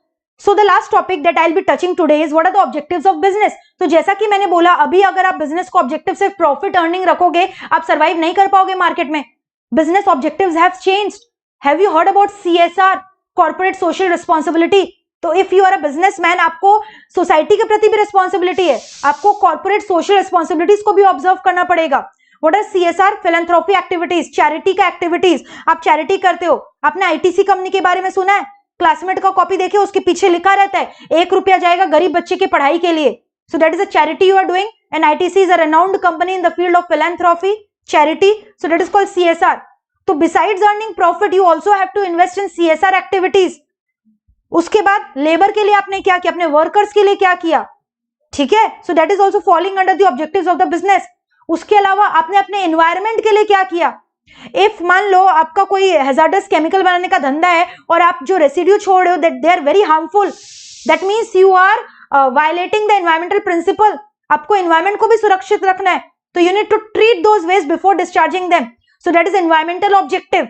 You need to provide a healthy working conditions to the employees, that is a social objective. समझ में, that is a human objective I can say. फिर उसके बाद कंपनी में सिर्फ प्रॉफिट कमाने से मतलब नहीं है, कंपनी का टर्नओवर बढ़ाने से मतलब नहीं है, कंपनी का ग्रोथ और डाइवर्सिफिकेशन भी बहुत जरूरी है, फिटनेस ऑफ द एम्प्लॉइज भी बहुत जरूरी है, that is an organic objective of the company. So beside sales maximisation, besides profit maximisation, company is also interested with its duties towards the society that includes their employees, their customers, the government, the environment. So they are called as social responsibility, they are called as environmental objectives of the business, national objectives of the business. Cipla के बारे में सुने हो? उन्होंने बहुत ही ज्यादा innovation किया, यूसुफ ख्वाजा हमीद ने बहुत ही ज्यादा इनोवेशन किया मेडिकल फील्ड में, जिसकी वजह से कैंसर जैसी बीमारी का भी लो कॉस्ट ड्रग्स इन्वेंट हुआ, जिसकी वजह से हमारे कंट्री का, हमारे नेशन का नेम को बूस्टअप मिला. So when you are doing something for boosting up the pride of your company, that is also falling under the national objective of the organization. तो आपको समझ में आ रहा है, बिजनेस का objective is not restricted in today's world only to earning of profit. The scope of objective of business has become vast, immense, जिसमें अलग अलग कैटेगरीज डिवाइड किए गए हैं. एग्जाम में पूछेगा, बताओ मेरे को इसका answer. Growth and diversification of the business falls under which objective of the business? इसका आंसर होगा ऑर्गेनिक ऑब्जेक्टिव. मैंने बोला मान लो कस्टमर्स के संग अच्छा रिलेशन मेंटेन करना, कस्टमर्स को हेल्दी प्रोडक्ट्स देना, क्वालिटी में कॉम्प्रोमाइज नहीं करना, या फिर गरीब लोग का मदद करना, उन लोग को चैरिटी करना, ये सब कौन से ऑब्जेक्टिव्स के अंदर आएगा? Social objectives of the business. Environment को पोल्यूशन फ्री रखना, ग्रीन टेक्नोलॉजी यूज करना, ग्रीन टेक्नोलॉजी मतलब एनवायरमेंटल फ्रेंडली टेक्नोलॉजी यूज करना, कौन सा ऑब्जेक्टिव है, एनवायरमेंटल ऑब्जेक्टिव है। उसके बाद टर्नओवर बढ़ाना कंपनी का, प्रॉफिट मैक्सिमाइजेशन करना, ये कौन सा ऑब्जेक्टिव है, ये तो आपको पता ही इकोनॉमिक ऑब्जेक्टिव हो गया ये। तो आइए हम लोग फटाफट एक बार देख लेते हैं अलग अलग टाइप्स के ऑब्जेक्टिव्स क्या होते हैं। सो ऑब्जेक्टिव्स ऑफ बिजनेस, देखो ध्यान से, तो आपको पता है 3 जन के प्रति आपको दिमाग रखना है, 3 पीस, 3 पीस के बारे में भी आपको जानना है, प्रॉफिटेबिलिटी, पीपल एंड प्लैनेट। तो इसमें सारे रिस्पॉन्सिबिलिटीज आ गए, प्रॉफिट आपका इकोनॉमिक ऑब्जेक्टिव, पीपल आपका सोशल और प्लैनेट आपका एनवायरमेंटल ऑब्जेक्टिव। तो 3 Ps should be focused on, what are the objectives, ठीक है, towards whom the business is responsible, towards 3 Ps, what are those 3 P, ध्यान से देखो 3 पी मैंने लिख रखा है यहाँ पे, profit, people, planet, profit, people, planet, ये हो गया 3 पी। लर्न हुआ, what are the 3 Ps, profit, people, planet, what are the 3 Ps, profit, people, planet. Clear है। तो ये फटाफट हम लोग 4 कैटेगरीज ऑफ ऑब्जेक्टिव देख लेते हैं। इकोनॉमिक ऑब्जेक्टिव है, सोशल ऑब्जेक्टिव है, उसके बाद आपका ऑर्गेनिक ऑब्जेक्टिव है, उसके बाद आपका नेशनल एंड एनवायरमेंटल ऑब्जेक्टिव है। ठीक है, so very quickly have a look at the economic objectives. You can see the economic objectives. Economic objectives के एग्जांपल देखो, सेल्स बढ़ाना कंपनी का, रिटर्न ऑन इन्वेस्टमेंट बढ़ाना, प्रॉफिट बढ़ाना, मार्केट शेयर बढ़ाना, शेयर प्राइस बढ़ना कंपनी का, all these are economic objective. लेकिन कंपनी का ग्रोथ करना, प्रोडक्ट लाइन डाइवर्सिफाई करना, लाइक मैंने आपको बोला था Reliance Industry Limited started with the textile business, और अभी ऐसा कौन सा इंडस्ट्री नहीं है जहां रिलायंस ना हो, रिटेल सर्विसेज में घुस गया, पेट्रोकेमिकल में घुस गया है, टेलीकॉम में घुस गया है। So they are the organic objective of Reliance Industries Limited, growth and expansion. ठीक है, तो survival, health, fitness of human, growth and diversification, all these are organic objective. Social responsibility मतलब towards the society, charity, conservation of natural resources. ठीक है, कोई natural disaster हुआ, देखते हो ना बड़े बड़े कंपनी सामने आए और बोलते ना पीड़ित लोग को इतना रुपया इनाम दिया, ये किया वो किया, so all these are social responsibility. ठीक है, towards employees, investor, customer, supplier, competitor who are the part of the society. आपको पता है लेमन ट्री होटल के बारे में सुने हो, हर जगह है, in almost every cities of India, even foreign में भी है, इंडिया का है। लेमन ट्री होटल आपको पता है is famous for keeping def and dumb employees. तो लोग चैरिटी तो कर रहे हैं, डेफ एंड डम्ब एम्प्लॉइज को लोग रखते हैं। And I have been to Lemon hotel, और ये ऐसे खाली लिखने को या बोलने को मैं नहीं बोल रही हूँ, आई हैव विजुअलाइज दिस। जो वहां के वेटर्स लोग होते हैं, वहां के जो मैनेजर्स है, वहां पे जो लोअर लेवल एम्प्लॉइज है, स्टाफ है, they are deaf and dumb, सारे नहीं कुछ कुछ। So they are acting as a source of livelihood even for those people who are handicapped, who are physically challenged. So this is a social responsibility that they are discharging कि उन लोग को भी अपने livelihood earn करने का मौका मिले. It's not be easier for them to get the jobs in other places, but Lemon Tree Hotel is doing that. Again, if you have been to, I don't know, KFC was also doing the same. They have kept deaf and dumb people who are serving you. ठीक है, फिर उसके बाद greenery का बात करें, ITC is renowned greenest hotel chain in the world. ठीक है, और लेमन ट्री होटल भी ग्रीनरी के लिए फेमस है। दे रिसाइकिल द वाटर, ठीक है।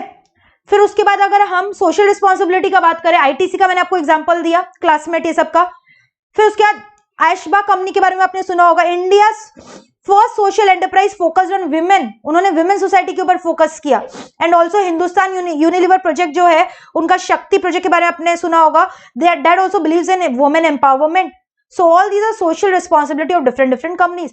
टाटा के बारे में आप सुनोगे, Tata Son, that is again a greatest philanthropist companies of India. Clear है। लीगल और एथिकल, तो लीगल के लिए मैंने क्या बोला, अबाइड बाय द लॉ, ऐसा नहीं है कि आप रूल्स रेगुलेशंस का वायलेशन करोगे, you need to abide by the law. Transparency, honestly काम करोगे, चीटिंग वीटिंग नहीं करोगे, ऐसा नहीं है कि शेयर मार्केट में आपने घपला किया। So you need to abide by the laws, by laws, rules and regulations etcetera. And also preservation of air and soil quality, preservation of your environment. ठीक है, तो फटाफट आप लोग एक बार देख लो अच्छे से। So this complete your objectives.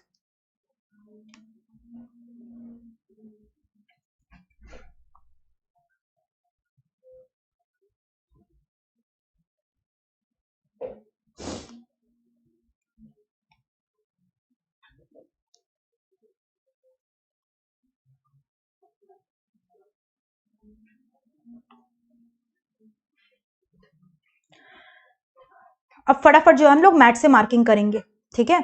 अब इसके बाद आपको पता है इस चैप्टर में खाली क्या बचा है, और different forms of business organisation, sole proprietorship, partnership, HUF, company, ये सब का फीचर्स जो कि आप लोग 11th-12 में बहुत बार पढ़ भी चुके हो, और लॉ में मोहित सर से भी आप लोग पढ़े होगे या पढ़ चुके होगे, सो वेरी इजी। तो मैंने नेक्स्ट क्लास के लिए रखा है। अभी फटाफट हम लोग मार्क करेंगे, यहां तक कहीं जाओगे नहीं, क्योंकि बहुत सारी चीज मैं मार्किंग के दौरान लिखवाती हूँ, and they are really very much important for you. चलो मैथ में आ जाओ, जिससे हम लोग का एक बार क्विक रिवीजन भी हो जाएगा हम लोगों ने आज जो जो पढ़ाई की है।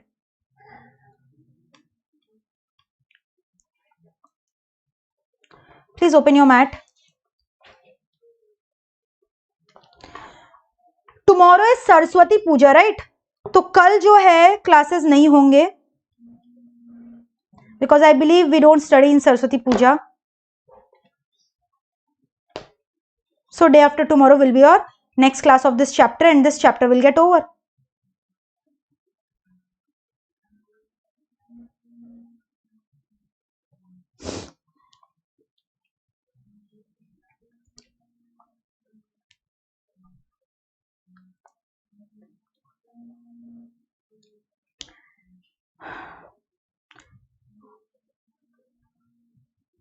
सबसे पहले चैप्टर का ओवरव्यू जो मैंने आपको बताया था वो आप रीड करोगे, इसमें कुछ लर्न करने का है नहीं, क्योंकि by the time you complete the chapter you will find that you have studied all these points. Like today we have discussed domains of BCK, human activities, economic, non economic, business, professional, employment का difference हम लोगों ने discuss किया था। So we have discussed, ठीक है। Directly आप आओगे डोमेन्स ऑफ BCK में।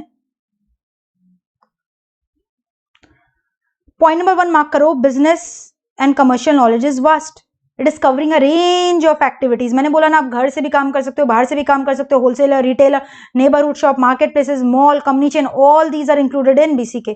सो the concept of BCK is vast, and of course don't forget the e-commerce जो कि 24/7 चलता है, ठीक है। सो एग्जाम्पल इसका लिख लो, range of business activity, it includes manufacturing, trading and all sort of services. All sort of services में door to door, direct seller, street vendor, haat bazaars, then of course e commerce, 24/7 convenience में आप खरीद सकते हो सामान को। बस जितना मार्क करा रहे उतना ही पढ़ना है। Point number 2, BCK is eclectic multidisciplinary because it has derived its concept from various discipline like this, ठीक है, ये मैंने ऑलरेडी पढ़ा चुका है। पॉइंट नंबर 2 मार्क करो वेरी क्विकली। ओके, फिर उसके बाद मल्टी डिसिप्लिनरी, अलग अलग कॉन्सेप्ट से इन्होंने अपना, अलग अलग सब्जेक्ट से अपना कॉन्सेप्ट हायर किया है, तो यहाँ पे हम लोग ये वोकैबुलरी भी मार्क कर लेते हैं। स्ट्रैटेजी मिलिट्री साइंस से अडॉप्ट किया गया है। स्ट्रैटेजी का मतलब आपको पता है, टू बीट देयर कॉम्पिटिटर्स, ठीक है। नंबर 2 लॉजिस्टिक्स, मतलब मूवमेंट ऑफ ट्रूप्स। अब वहां पे एरो देके लिखो, मिलिट्री साइंस से ही हुआ है, लॉजिस्टिक के पास एरो देके लिखो, inbound and outbound, inbound and outbound, ठीक है। इनबाउंड में आप लिख सकते हो movement of inputs to the factory, फटाफट लिखो। और आउटबाउंड में आप लिखोगे movement of finished goods, FG मतलब finished goods, from factory to customers outside, from factory to customers outside, ठीक है। वो गया लॉजिस्टिक्स, इनबाउंड आउटबाउंड। इनबाउंड में मैंने लिखा movement of input inside the factory, outbound में मूवमेंट ऑफ फिनिश गुड्स, आप FG मत लिखना, फिनिश गुड्स पूरा लिखना, from factory to customers outside. Done logistics. Number 3 bull, animal psychology, biology, ठीक है। Bullish implies optimistic expectations, all right, that the market is likely to do well. आप वहां पे लिख सकते हो when share price are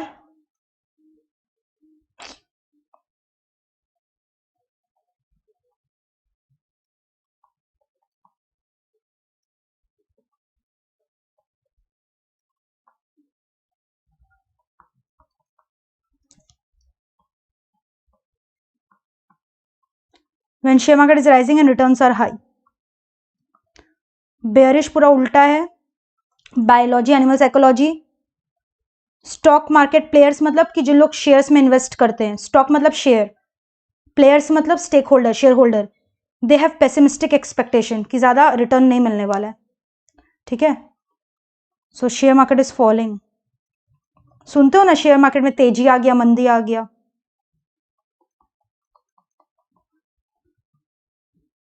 and therefore low returns.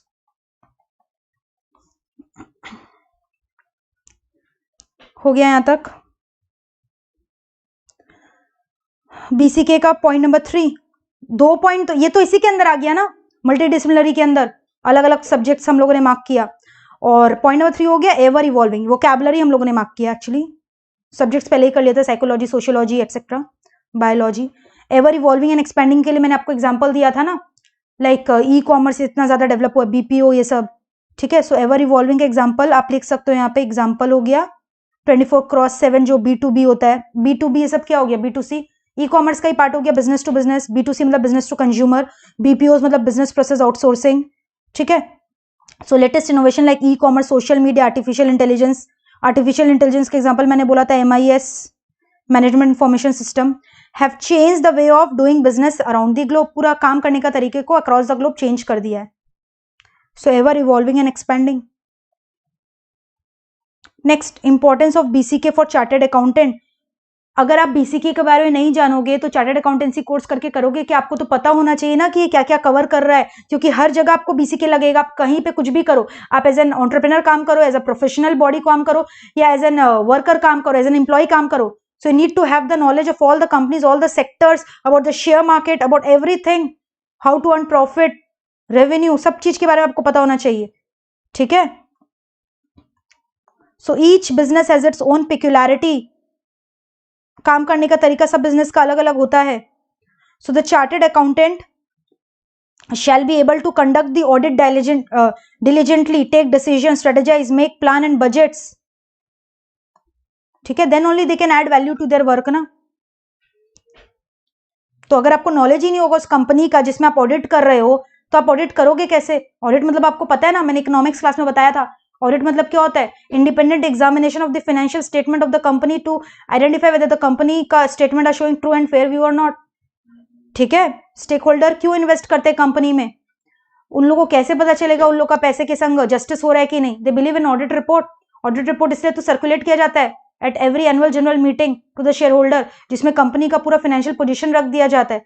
तो company का फाइनेंशियल पोजीशन मैनेजमेंट ने प्रिपेयर किया है, अब वो सही रखा है कि नहीं रखा है वो कौन देखता है, ऑडिटर ही तो देखता है, और उसके बेसिस पे वो ऑडिट रिपोर्ट देता है। सही से रखा गया है तो क्लियर ऑडिट रिपोर्ट देता है, कुछ गड़बड़ी मिलता है तो उसके बाद क्वालिफाइड एंड एडवर्स है, बहुत ज्यादा गड़बड़ी है तो एडवर्स, थोड़ा बहुत लिमिटेशन है तो क्वालिफाइड, और बिल्कुल भी ऐसा हुआ है कि मैनेजमेंट ने ऑडिटर को ऑडिट ही नहीं करने दिया, एविडेंसेस ही नहीं इकट्ठा करने दिया, then they give a disclaimer, ठीक है। तो I will not go into the depth of audit now, Mohit sir is there for you in inter to teach you audit, ठीक है। So I have just given you the background, why is audit done.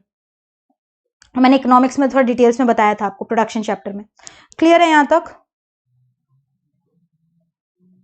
चलिए। हाँ, और एक चीज, कुछ कुछ tips है जिससे आपको बीसीके के नॉलेज को एनहांस मिलेगा। क्यों आपको बीसीके सीखना जरूरी, क्योंकि बिजनेस हर जगह है, आप कुछ भी देखो हर जगह आप बिजनेस है। आप एक ब्रेड भी खरीदने जा रहे हो तो आप बिजनेस ही तो करके आ रहे हो। So it's all around self assurance के लिए। अगर आप मान लो एज एन एंटरप्रेन्योर वर्क करना चाहते हो तो आप ऐसा मत सोचना कि नॉन कॉमर्स बैकग्राउंड से अगर हो, आप मान लो साइंस या ह्यूमैनिटीज से हो, so that means you are lagging behind. तो भी जो है आप बीसीके का नॉलेज को कर सकते हो गेन। अगर आप साइंस में हो तो आपको अपना टेक्नोलॉजी यूज करना चाहिए। ह्यूमैनिटीज में भी बहुत सारा ब्रिजेस है जो आपको बिजनेसेस से कनेक्ट करता है। सो इट्स नॉट नेसेसरी कि your subject should be commerce if you want to be a business entrepreneur. Even if your science or humanity background, that is not a handicap. तो वही यहाँ पे लिखा गया है, ठीक है। और जितना ज्यादा आप ऑब्जर्वेशन करोगे उतना ज्यादा आपका बीसीके का नॉलेज एनहांस होगा। डेली न्यूज़पेपर पढ़ो, इकोनॉमिक्स टाइम्स आता है, फिर उसके बाद आप जितना ज्यादा मतलब नॉलेज एक्वायर करोगे, टीवीज हुआ, टीवी का कमर्शियल बिजनेस न्यूज देखोगे, न्यूज़पेपर देखोगे, उतना ज्यादा आपका एक्सपीरियंस स्ट्रांग होगा, ठीक है। और बात बाकी तो आप हर जगह अपना दिमाग कान आंख खोल के रखोगे। As you know there is a saying, I keep 6 honest serving man, Rudyard Kipling has said, they taught me all I knew, their names, what, why, when, how, where, who. कोई भी चीज को एक्सेप्ट मत करो, कोई भी चीज हो तो सबके लिए आपके दिमाग में 6 बातें आ जाना चाहिए, कैसे, कहां, कौन, किसने, कैसे हुआ ये चीज. So you should go to the crux of everything. ठीक है, एंड प्रैक्टिस की वजह से और परफेक्शन आ ही जाएगा बिजनेस के लिए. क्लियर है यहां तक? नेक्स्ट, बिजनेस मैगजीन्स का नाम भी दे दिया यहाँ पे अगर आपको पढ़ना है तो, एंड न्यूज चैनल का CNBC etcetera. Next, human activities का classification economic and non economic. ठीक है, सो यहाँ पे देखो क्लियरली लिखा है इकोनॉमिक एक्टिविटीज जो है they are basically done to earn your livelihood, but जो नॉन इकोनॉमिक एक्टिविटीज है they are driven by emotional और सेंटिमेंटल रीजन और अल्ट्रुइज्म भी जिसको बोलते हैं, which mean selfless concern. So non economic activities जो है यहाँ पे इसके ऊपर नॉन इकोनॉमिक लिख लो, वहां पे आप लाइवलीहुड कमाने के लिए वो एक्टिविटी नहीं करते हो. नॉन इकोनॉमिक एक्टिविटीज में मार्क करोगे it refers to human engagement in social, religious, cultural, personal, recreational, charity and patriotic activity. ठीक है, तो यहां से यहां तक पूरा नॉन इकोनॉमिक एक्टिविटी हो गया. वहां पे आप हेडिंग लिख लो नॉन इकोनॉमिक. ये वाला पैरा पूरा नॉन इकोनॉमिक एक्टिविटी का, और ये जो था लाइवलीहुड मोटिव वाला ये इकोनॉमिक एक्टिविटी का था. ठीक है, और इकोनॉमिक एक्टिविटी का तो फीचर्स भी हम लोगों ने किया था, इनकम जनरेटिंग है, प्रोडक्टिव है, कंजम्पशन साइड भी रिप्रेजेंट करता है इकोनॉमिक एक्टिविटी को. और जब भी आप इकोनॉमिक एक्टिविटी करोगे उसकी वजह से वेल्थ एडिशन होता है कंट्री का, सेविंग्स होता है, इन्वेस्टमेंट होता है. यही मैंने पिक्चर्स के बारे में बात किया था. आप आइडेंटिफाई कर सकते हो इकोनॉमिक है कि non economic. Like you can look at picture number 1. Don't you think this is a chef, economic activity. ठीक है, if you look at picture number 2, वहां पे भी क्या है, स्ट्रीट हॉकर है, उन लोग चाउमीन बेच रहे, that is also an economic activity. ये एक पॉश रेस्टोरेंट का बात कर रहा है first picture, and the second picture is talking about a street hawker types. ठीक है, थर्ड में आप देखो this picture is reflecting a mother cooking in a kitchen, that is a non economic activity. ठीक है, then this picture is representing playing of carrom between friends और maybe siblings, so love and affection, that is again a non economic activity. ठीक है, people for the ethical treatment of animals. Alright, तो इस ethical treatment से आपको समझ में आ रहा है उन लोग एनिमल्स का हेल्प करते बचाते हैं. सो नॉन इकोनॉमिक एक्टिविटी. फिर आप देखोगे विमेन मतलब ओल्ड एज होम टाइप का मेरे को लग रहा है, where people have gone there may be for charity or something, so non economic activity. फिर लंगर के बारे में आप सुने हो, गरीबों को खाना खिलाया जाता है, non economic activity. This is also seeming a non economic activity. आप देखोगे हर जगह विलेजेस में जाओगे प्याऊ जिसको बोलते हैं लगाया हुआ रहता है, वहां पे लोग जो आते हैं सफर करते दौरान उन लोग प्यासे लोग पानी पीते हैं, ठंडे ठंडे पानी, तो free of cost by done by the government of India, non economic activity.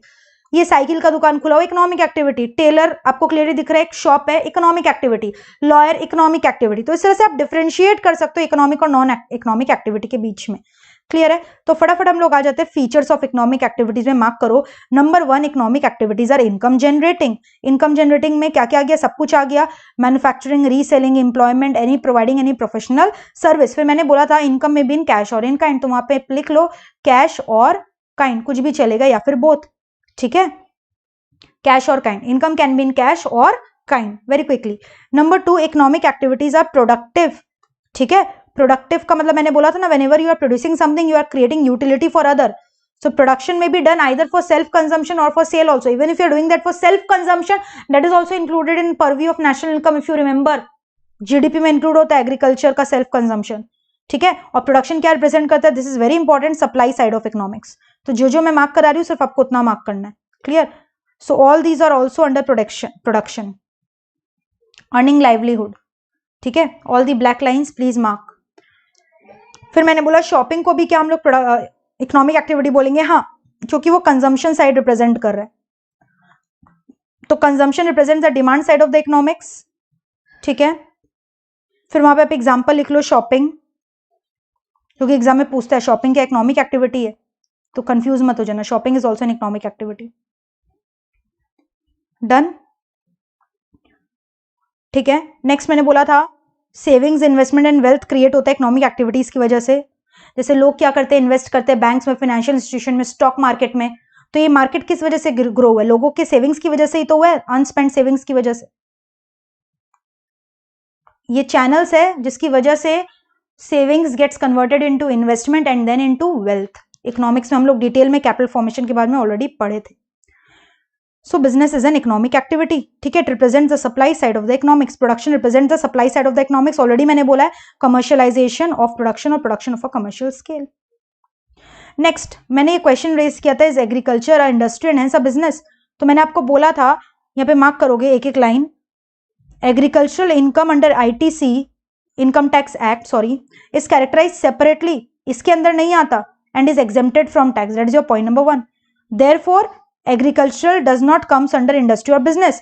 लेकिन जो इंडस्ट्रीज एग्रो बेस्ड इंडस्ट्री जिसमें हम लोग प्रोसेसिंग करके फर्दर प्रोडक्ट्स बनाते हैं, वो सारे जो है इंडस्ट्री को रिप्रेजेंट करते हैं. So very important, agriculture is not a business but agro based products is a business. Why not a business? Because सबसे पहले उसको इनकम टैक्स एक्ट एग्जेम्प्ट कर रखा है टैक्स देने से, और दूसरा बात वो पीजीबीपी के अंदर नहीं आता. पीजीबीपी का full form profit and gains from business and profession, उस हेड के अंदर ही नहीं आता. ठीक है, फिर इस डायग्राम को आप रीड कर लेना, this is very easy. Next हम लोग आएंगे डिस्टिंग्विशिंग कैरेक्टरिस्टिक्स ऑफ बिजनेस. वही जो हम लोगों ने डिस्कस किया था, ये अलग से पैरा में दिया हुआ, बट आई विल सजेस्ट कि आप पैरा नहीं पढ़ के डायरेक्टली यहां से पढ़ोगे.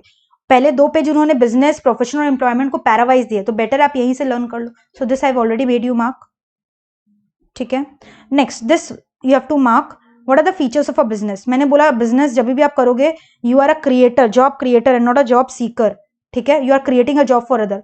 नंबर 2, इससे जीडीपी में इंक्रीमेंट होता है. कंट्री का जीडीपी का मतलब आपको पता है, कंट्री का गुड्स एंड सर्विसेज जो प्रोड्यूस होता है ड्यूरिंग अ पर्टिकुलर ईयर. ठीक है, huge amount of investment is required, so sizeable investment of funds, क्योंकि प्लांट मशीनरी ये सब में इन्वेस्ट करना पड़ता है. जेस्टेशन मैंने बोला कि कब तक बिजनेस जो है प्रॉफिट मॉडल में आएगा. जेस्टेशन पीरियड इज ह्यूज, मतलब 5 साल बाद जो है प्रॉफिट कमाएगा कि 6 साल बाद कमाएगा. And high degree of uncertainty. आपने आज इन्वेस्ट किया 1 करोड़, तो जरूरी थोड़ी है कल से आपको प्रॉफिट आने लग जाएगा और आप 1 करोड़ रुपया जो इन्वेस्ट किया पूरा रिकवर कर लोगे. कब आप वो 1 करोड़ रुपया जो इन्वेस्ट किया उसको रिकवर करोगे, that is called gestation period. So it takes time to fructify. Fructify मतलब आपने इन्वेस्टमेंट किया, उसका फल पाने में आपको समय लगेगा. If you are doing a business, high amount of uncertainty, it will take a time. ठीक है, जैसे यहाँ होटल बिजनेस का एग्जांपल दिया है, आपने एक बहुत बड़ा होटल खोल दिया, जैसे मान लो आईटीसी रिसेंटली अभी ओपन हुआ कोलकाता में, आईटीसी रॉयल. तो आपको क्या लगता है कि 1 साल भर के अंदर पूरा फिक्स कॉस्ट रिकवर हो गया होगा? इतना भयानक महंगा इंटीरियर्स उन्होंने बनाया, इतना एक्सपेंडिचर किया है, एक बार में थोड़ी रिकवर हो जाएगा. It will take time, maybe 5 years 6 years to recover the fixed cost. So that is gestation period. मैंने बोला था बिजनेस जब भी खोलोगे ऑर्गेनाइज्ड एंड एफिशिएंट वे में खोलना पड़ता है. ठीक है, ऑब्जेक्टिव ओरिएंटेड होना चाहिए, पर्पस के लिए होना चाहिए, खाली हेडिंग जितना पढ़ाया जा रहा है, दैट्स इट. फिर ऑब्जेक्टिव्स ऑफ बिजनेस में मैंने बोला अलग अलग ऑब्जेक्टिव्स होना चाहिए. फिर वहां पे आप लिखो ऑब्जेक्टिव्स के पास 3 P's. ठीक है, 3 P's में आप एरो दोगे, profitability, people and plan. This is very important, पूछता है. सस्टेनेबल डेवलपमेंट का भी ये कॉन्सेप्ट है. 1 2 3 मार्किंग करा रहे इसलिए थोड़ा फास्ट जा रहे हैं. ठीक है, 3 P's मार्क कर लोगे. नेक्स्ट जो है हम लोग ये वाला चार्ट को मार्क करेंगे, यहाँ पे आप लर्न लिखोगे, बहुत इंपॉर्टेंट है. एग्जाम में कोई भी एक ऑब्जेक्टिव उठा के देगा और बोलेगा बताओ ये कौन सा हेड के अंदर आएगा. ठीक है, so you need to learn this. Economic objective, organic, social, ethical. तो इकोनॉमिक में sales, profit, return on investment. Organic के अंदर आप वहां पे लिख लो clearly growth and diversification. Growth and diversification is covered here.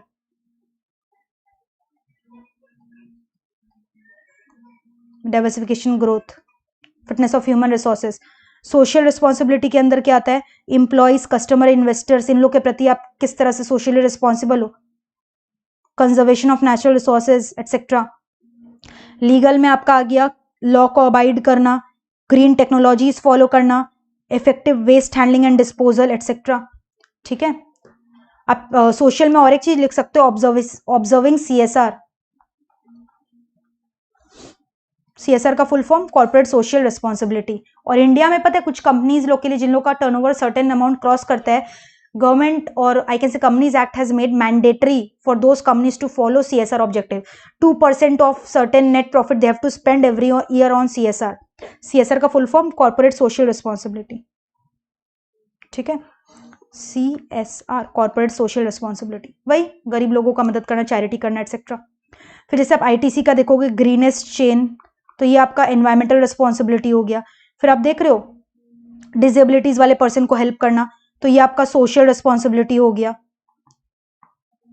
ठीक है, रूरल एम्पावरमेंट के लिए तो हिंदुस्तान के लिए आपका नेशंस का प्राइड हुआ ये, तो ये आपका सोशल और लीगल नेशनल ऑब्जेक्टिव दोनों के अंदर फॉल कर सकता है. तो बिजनेस का ऑब्जेक्टिव सिंगुलर है कि प्लूरल है? बहुत सारे ऑब्जेक्टिव, तो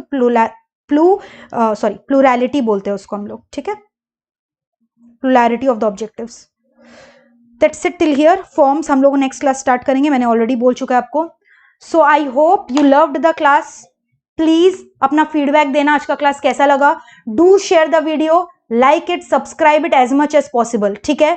और होमवर्क क्या करना है गाइस, अच्छे से ये वाला चैप्टर को आप पढ़कर आओगे। और जैसा कि मैंने आपको बोला था कि I will go live on Valentine's day and I fulfilled my promise. अगर आप मेरा यूट्यूब चैनल में जाओगे, आप देखोगे मैंने लाइव वहां पे आपके लिए प्यारा सा गाना भी डेडिकेट किया था, ठीक है। सो चलो प्लीज आप ये वीडियो को लाइक करना, अपने दोस्तों के संग शेयर करना एंड सब्सक्राइब करना to show your love for me. So next class you going to complete this chapter, ठीक है, that will be day after tomorrow. Okay, so thank you guys for loving us and showing so much respect to MEPL. So now I'm going to take your leave. Please make sure whenever you come to the next class, be prepared with the previous chapter. ये जो भी topic आज मैंने पढ़ाया है, आज ही आप घर जाके लर्न कर लोगे, बहुत ही ईजी है, ताकि नेक्स्ट क्लास आप अच्छे से इसको और फॉलो कर सको अच्छे से। ओके, क्योंकि जब तक सेल्फ स्टडी नहीं करोगे कोई फायदा नहीं है। Self study is very much essential. जो भी मैंने पढ़ाया है अभी इमीडिएटली 1 घंटे बाद आप पढ़ लोगे ना, आधी घंटे में सारा टॉपिक्स कवर अप हो जाएगा। And this chapter is very easy, very very easy, ठीक है।